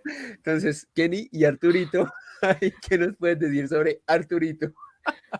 Bueno, Kenny Baker, ¿no? Muchos cuando los aspectos de la película no trascendieron durante muchos años, nunca, mucha gente no supo verdaderamente lo que había detrás de la producción de la película y se pensaban que el propio robot era puramente un robot, no era un cascarón vacío, que es lo que es realmente, porque todos los mecanismos los articula un señor que había dentro y ese señor es el actor Kenny Baker, que es un enano de nacimiento, o mejor dicho, era enano, y su condición le valió para aparecer curiosamente y de una forma paradójica en muchas producciones de Hollywood, no solo encarnando a R2D2 o Arturito en la saga de películas de Star Wars, tanto en la trilogía original como en la segunda trilogía estrenada a principios del siglo XXI, sino en otras producciones de cine fantástico muy famosas en los años 80, de la talla de Dentro del laberinto, con Jennifer Connelly y David Bowie, en Willow, junto con Val Kilmer, en Héroes del Tiempo, ese filme tan extraño dirigido por Terry Gilliam en el año 81, entre otros. Kenny Baker se convirtió en toda una estrella. Un actor que fue una auténtica estrella y que aprovechó, bueno, sus características físicas para encarnar este tipo de El personajes, pero enanismo del que sufría, sí, bueno, que exactamente. desde nacimiento, pero que paradójicamente se convirtió en la base de su éxito como actor. Exactamente, exactamente, querido amigo. Y bueno, adentrándonos en el ámbito y casi para finalizar este cineforo en las curiosidades, la edificación subterránea de Matmata allá en Túnez, que fue utilizada para representar el hogar de Luke Skywalker. Este es un emplazamiento que queda en Túnez. ¿Qué nos puedes decir sobre esto, amigo? Este emplazamiento hoy en día se ha convertido en atracción turística, como no podía ser menos. Está bien adentro del desierto tunecino, y es una serie de construcciones que allí se denominan como construcciones trogloditas, es decir, de culturas del desierto, beduinos, que pues en vez de dormir o acampar o tener su residencia en tiendas, en carpas, como en muchas otras partes del desierto sahariano se conocen, pues decidieron excavarlas en piedra, hacer cuevas. Esto lo había descubierto, creo recordar, Steven Spielberg, y el mismo Steven Spielberg le sugirió a George Lucas como que pudiera ser un escenario para que sirviera como vivienda a alguno de los protagonistas. Y se decidió que fuera la vivienda donde reside Luke Skywalker, el protagonista del filme encarnado por Mark Hamill, y los tíos de él, que es con los que vive. Él no vive con sus padres. Bueno, nosotros ya sabemos por qué, pero para los que vean la primera película, pues no lo saben todavía, pero él vive con sus tíos allá. Pues se rodó allá, en Túnez, y pues el planeta ficticio en el que está situado esas viviendas trogloditas excavadas en piedra es el planeta Tatooine. Exactamente, el planeta Tatooine. Y no menos interesante, amigo, estas ruinas mayas en Tikal, en Guatemala, para mí algunas de las ruinas mayas más impresionantes que quedan hasta el día de hoy, que fueron utilizadas como la base rebelde en esta, una nueva esperanza. ¿Qué nos puedes decir sobre esto, amigo? Sí, ahí en la imagen se ven un poco chiquitas, pero bueno, pues ahí están las pirámides que sobresalen en la inmensa foresta de la selva del Guatemala, que se llama, es el área maya. El área maya no es solo del sur de México, sino también comprende parte de Guatemala, parte de Belice y parte de Honduras, incluso de El Salvador. Y bueno, yo creo que las ruinas, una de los yacimientos arqueológicos más importantes de la cultura maya clásica, del periodo clásico, junto con Palenque, es Tikal, y allí pues pidió permiso el propio George Lucas, la producción de la misma película, el productor Gary Kurtz pidió permiso para poder rodar allí y que sirviera como escenario de la base del cuartel general de la Alianza Rebelde. Creo Es, que en la película se conoce como el planeta Yavin, me parece. exactamente, el planeta Yavin, querido amigo. Bueno, aquí tenemos un Y mapa de hablando la de planeta galaxia. Yavin y de Tatooine, ¿no? El mapa donde se desarrollan los eventos, amigo, yo no conocía esto. Estas Yo, pues si imágenes he de serte sincero, yo también lo descubrí hace muy poco. realmente es un universo gigante el que compone Star Wars, sin lugar a dudas, donde se desarrollan gran parte de los acontecimientos, no solamente de esta película, sino de toda la saga y del universo, porque Star Wars no solamente es hablar de una saga de películas, es hablar de series que han salido, de spin-offs, es hablar incluso de videojuegos, recientemente uno estrenado que se ha hecho muy popular, es realmente un universo, amigo, que ha permeado muchas esferas de la cultura popular. Sí, yo también, al igual que tú me decías hace un momento, pues yo también lo descubrí todo en tiempos recientes y me pasé el otro día una tarde entera buscando planetitas en esos sistemas estelares, ¿no? Genial. Y cada vez que descubría uno, sí, aquí es cuando en la película tiene el lugar, el planeta helado de Hoth, el planeta Tatooine, la capital del Imperio Galáctico, Coruscant, claro, pues los has escuchado tantas veces a los personajes protagonistas de la película hablar de ellos, y en muchos de ellos se desarrollan múltiples secuencias que dices, te da emoción verlos ahí en este mapa estelar, ¿no? Es increíble, pero fíjate lo que se ha convertido Star Wars, que hasta el propio George Lucas y los propios responsables del universo expandido de Star Wars se han dedicado a diseñar un mapa con todas las locaciones de la saga de Star Wars. Es increíble, ¿no? Es Pero, impresionante. no sé, me parece una curiosidad. Me parece Sí, una sí. curiosidad muy interesante. Realmente impactante este mapa. Y no menos interesante, bueno, James Earl Jones, que era una de las curiosidades que les íbamos a comentar, tal y como tú bien apuntabas, amigo, George Lucas no estaba muy convencido de la voz del actor que encarnó a Darth Vader de David Prowse, así que le pidió a James Earl Jones que hiciera esta voz para que sonara con más imponencia. Lo que iba a comentar, amigo, es que vi el metraje original de David Prowse, por ejemplo, dando órdenes o Sí. interactuando con Leia. Y luego se compara con el metraje final que salió con James Earl Jones y obviamente la diferencia es abismal. El tono de voz de David Prowse, pese a su imponencia física y atlética, era un tipo que tenía una voz realmente muy poco interesante histriónicamente hablando, por así decirlo, así que recurrieron a este gran intérprete. ¿Qué nos puedes decir sobre la voz de Darth Vader, James Earl Jones? Claro, James Earl Jones era un actor ya conocido para ese momento. Nos había dejado alguna interpretación interesante, por ejemplo, en El Exorcista 2, El hereje, película de la que ya hablamos aquí cuando presentamos la original, El Exorcista, que fue nuestra, si no me confundo, nuestra segunda sesión del Espacio Kino Deluxe. Sí. Hablamos de este señor que interpretó uno de los papeles en El Exorcista 2 y que dentro de Hollywood era sobre todo conocido por su imponente voz, ¿no? Una voz profunda, oscura, que imponía respeto, ¿no? Una voz muy característica. Esa es la voz que estaba buscando George Lucas y le llamó para hacer la audición y dijo de una, ponemos el cuerpo de David Prowse, pero la voz de James Earl Jones.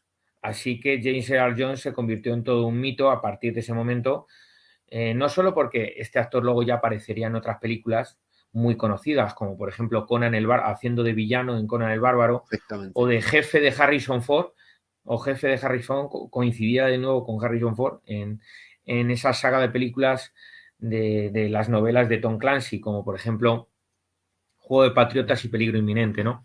Pero James Earl Jones es todavía más conocido por su voz tan característica, por el tono, ¿no? Un tono Y bueno, brutal. pues la voz de Darth Vader es todo pues uno de los aspectos más sobresalientes de la trilogía original. Tal cual, amigo, aquí a propósito vemos a Constantino Romero en el doblaje a castellano. La verdad no supe quién hacía la interpretación Te lo en este recomiendo doblaje. porque yo lo he de incluir aquí una imagen de Constantino Romero. Es uno de los actores de doblaje español, castellano, más famosos y que ha puesto voz a actores de primera fila desde la voz de este hombre de Darth Vader, o sea, Sí. doblando la de James Earl Jones y la de muchos otros actores de Hollywood, que no recuerdo, pero uy, lo de Constantino Romero, espérate que mira, lo voy a consultar, va a ser la Sí. única consulta que voy a hacer en Wikipedia esta noche. No Pero te preocupes. simplemente para decirte, pues Constantino Romero en España es un actor de doblaje que es toda una leyenda. Un mito. Ha doblado, mira, aquí lo indica, efectivamente. Ha doblado a Clint Eastwood, a Roger Moore, a Uf, Arnold Schwarzenegger, a William Shatner. Bueno, interminable. wow. Y Tremenda. es y se convirtió en uno de los actores de doblaje más respetados de España. Y luego incluso a este señor fue presentador de numerosos programas de televisión en España. Wow. Tremenda leyenda Constantino Romero, que la verdad creo que muy desconocido aquí en Latinoamérica, pero un auténtico mito allá en... Recomiendo que veas alguna vez esta película de hoy, o la saga, mejor dicho, si Sí. por ejemplo, Darth Vader tiene un papel más relevante incluso en el episodio quinto, en el Imperio Contraataca, y por tanto se puede escuchar con más atención tanto la voz original de James Earl Jones como el doblaje de Constantino Romero si ves el doblaje en castellano. Te lo recomiendo que lo hagas en alguna ocasión. Tarea para todos los que estamos asistiendo aquí en Kino Es Deluxe. imponente, la verdad, y una voz muy característica y un tono muy agradable, porque es que lo terminas asociando con el propio personaje fílmico. Y aquí, amigo, hablando de la reedición y del reestreno del episodio 4, Una Nueva Esperanza de 1997, yo recuerdo que eso fue también a nivel mediático, fue impresionante. ¿Cómo recuerdas eso, Impresionante. amigo? Sí, sí, yo recuerdo que de hecho en el reestreno yo fui a verlo en el 97 al cine y me acuerdo que yo tenía 13 años y me pareció magnífico que se reeditase la película y que volviese a ser un mito también para la gente de mi generación, no solo para para las anteriores a la mía, que ya lo había sido, sino también para mi generación.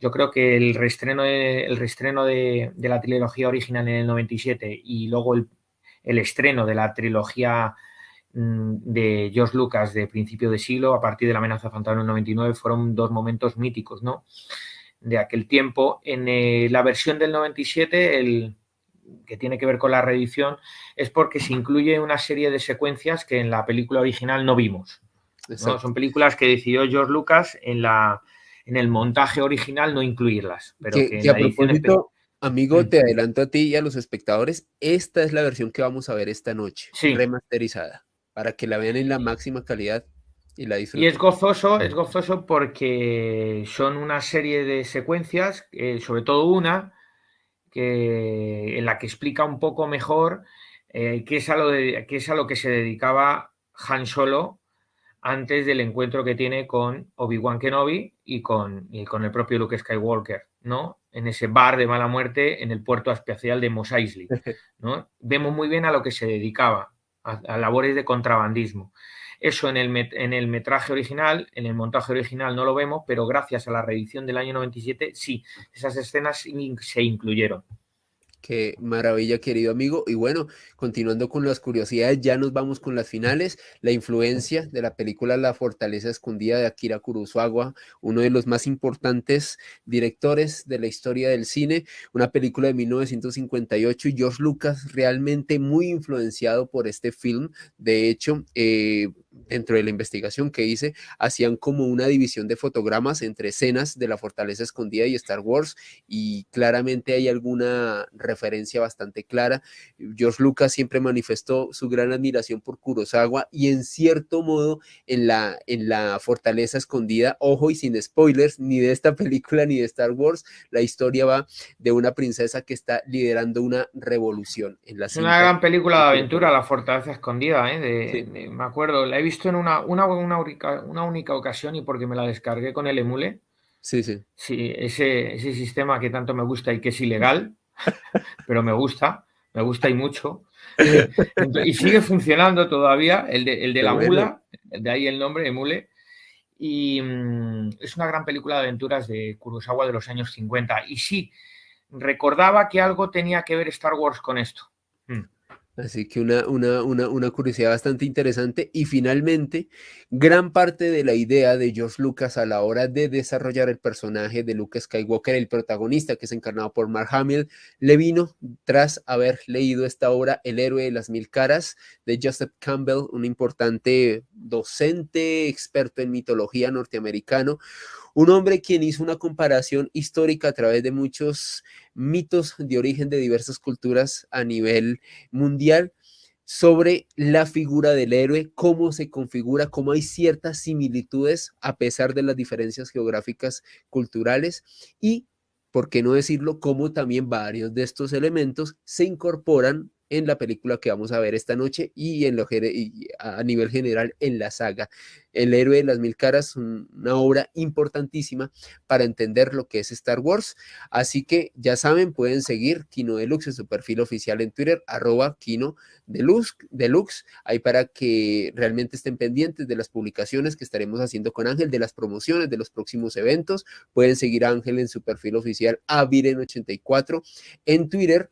También los invito a que se inscriban al perfil oficial, al canal de Ángel Eurisco Channel en YouTube, en esta misma plataforma, un canal realmente con información muy interesante sobre historia, política, análisis, muy buen contenido. Ya saben, el enlace lo encuentran aquí debajo de la descripción de este video que estamos emitiendo en este momento. También que se suscriban al perfil oficial de Eurisco Channel en Twitter, @Eurisco Channel, y a este servidor lo pueden seguir en Twitter, Instagram y TikTok en @alebernalpres con doble S. Y finalmente me pueden seguir, bueno, pueden seguir el perfil oficial de este canal, @Mandragora Misterios en TikTok. Tras esta disertación nos despediremos y pasaré a leer sus comentarios porque quiero leer sus comentarios en específico. Amigo, a nivel de conclusión, sin spoilers, ¿qué van a disfrutar nuestros espectadores en unos minutos? ¿Qué es Star Wars? Una nueva esperanza.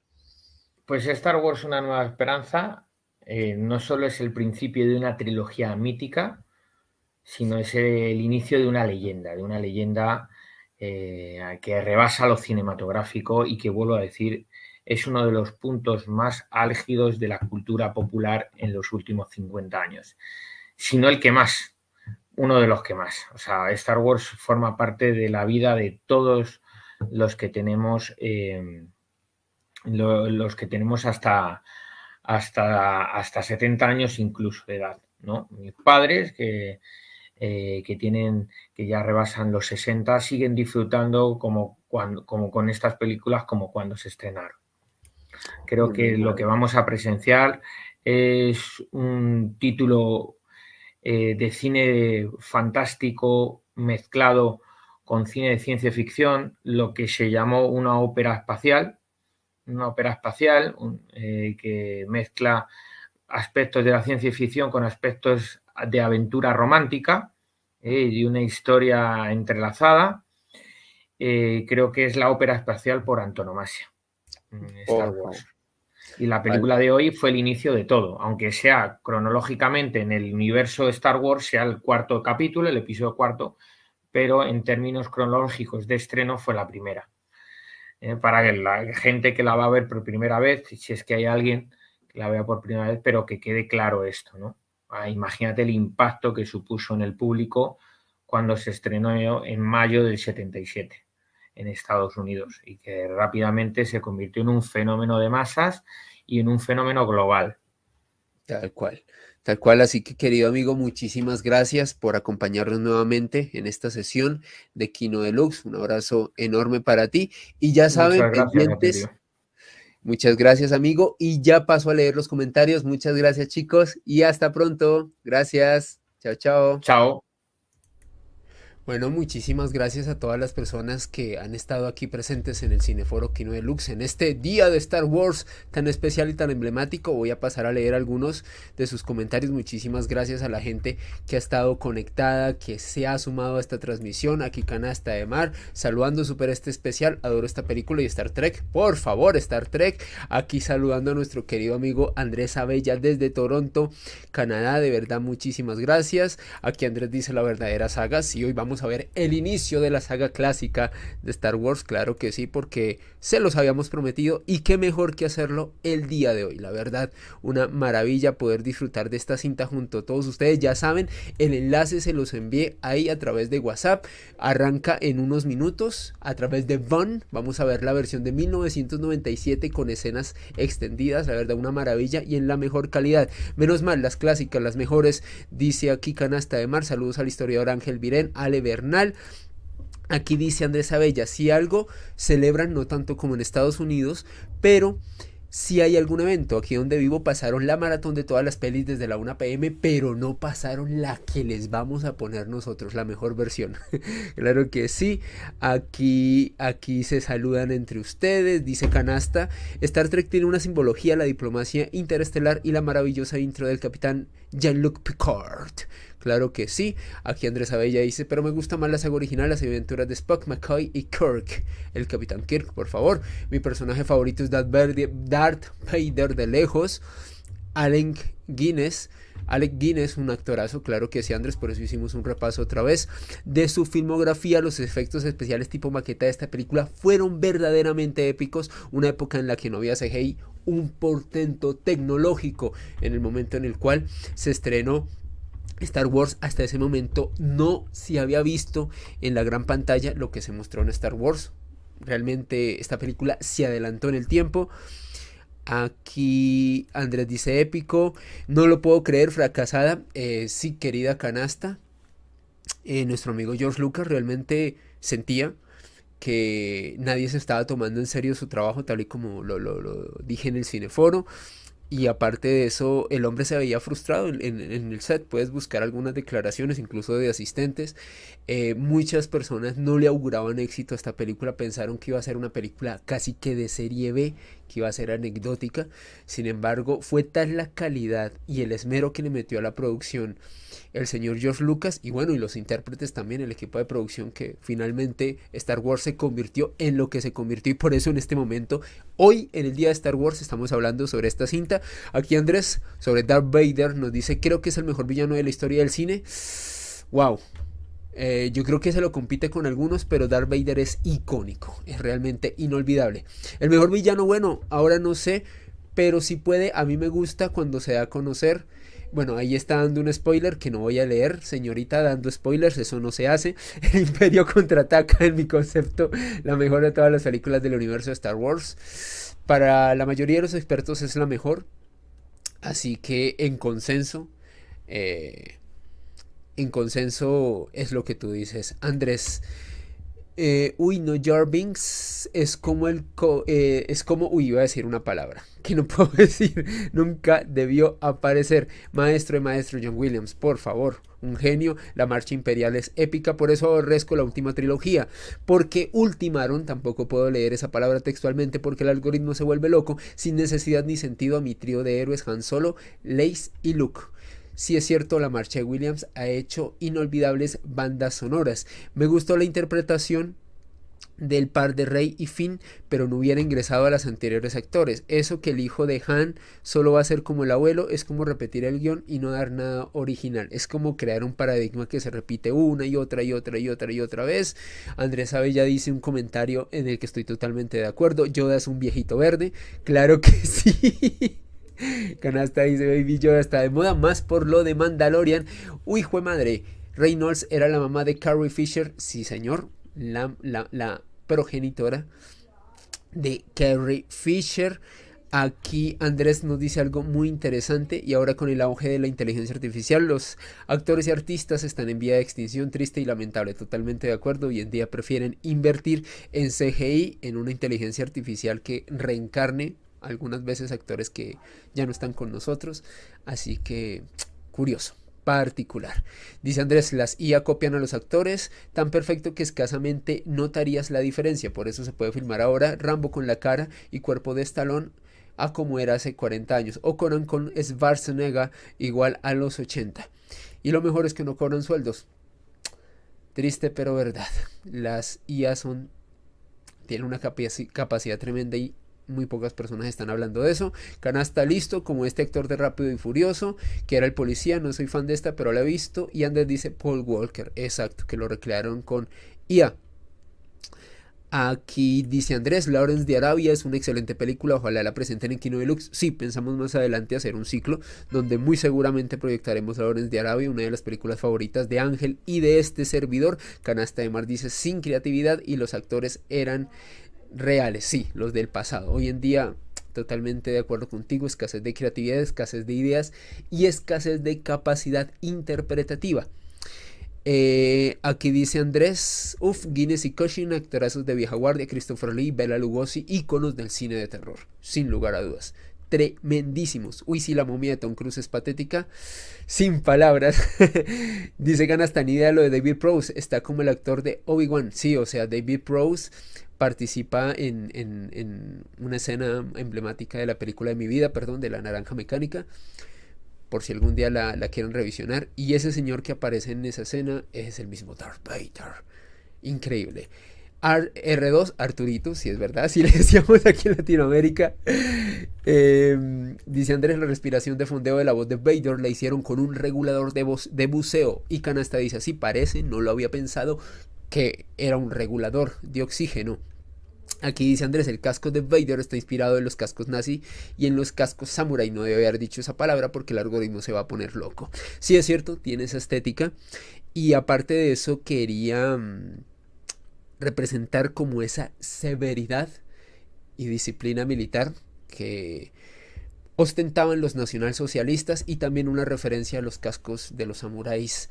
Hay que tener en cuenta, George Lucas, súper fanático de Akira Kurosawa, uno de sus directores favoritos. Deberían hacer un especial de Akira Kurosawa, lo estamos pensando. Canasta, ya saben, más adelante les estaremos avisando de novedades al respecto. Aquí se están saludando, dice Long Life and Prosper, como decía Spock. Aquí dice muchas gracias Isabel Hernández, fascinante este recorrido con todo, muchas gracias a Nora Isabel Hernández, gracias por estar aquí presente, por apoyarnos continuamente aquí en Kino Deluxe. Aquí Paola dice gracias Ángel y Ale, aprendí mucho como siempre. Nada Paola, gracias a ti por el continuo apoyo. Aquí se siguen saludando, así que mis queridos y apreciadas espectadores y espectadoras, principalmente espectadoras, nos vamos a ver Star Wars A New Hope, gracias a la gente que está mensajeándome precisamente en el momento en el que estoy haciendo un evento en vivo. Shit happens, pero recuerden que en el mensaje que les envié a través de WhatsApp les incluí el enlace donde vamos a proyectar la película en unos minutos. Star Wars A New Hope lo vamos a transmitir por VON para que lo vean. También hay un enlace para que lo vean en diferido. No todo el mundo tiene disposición en este momento.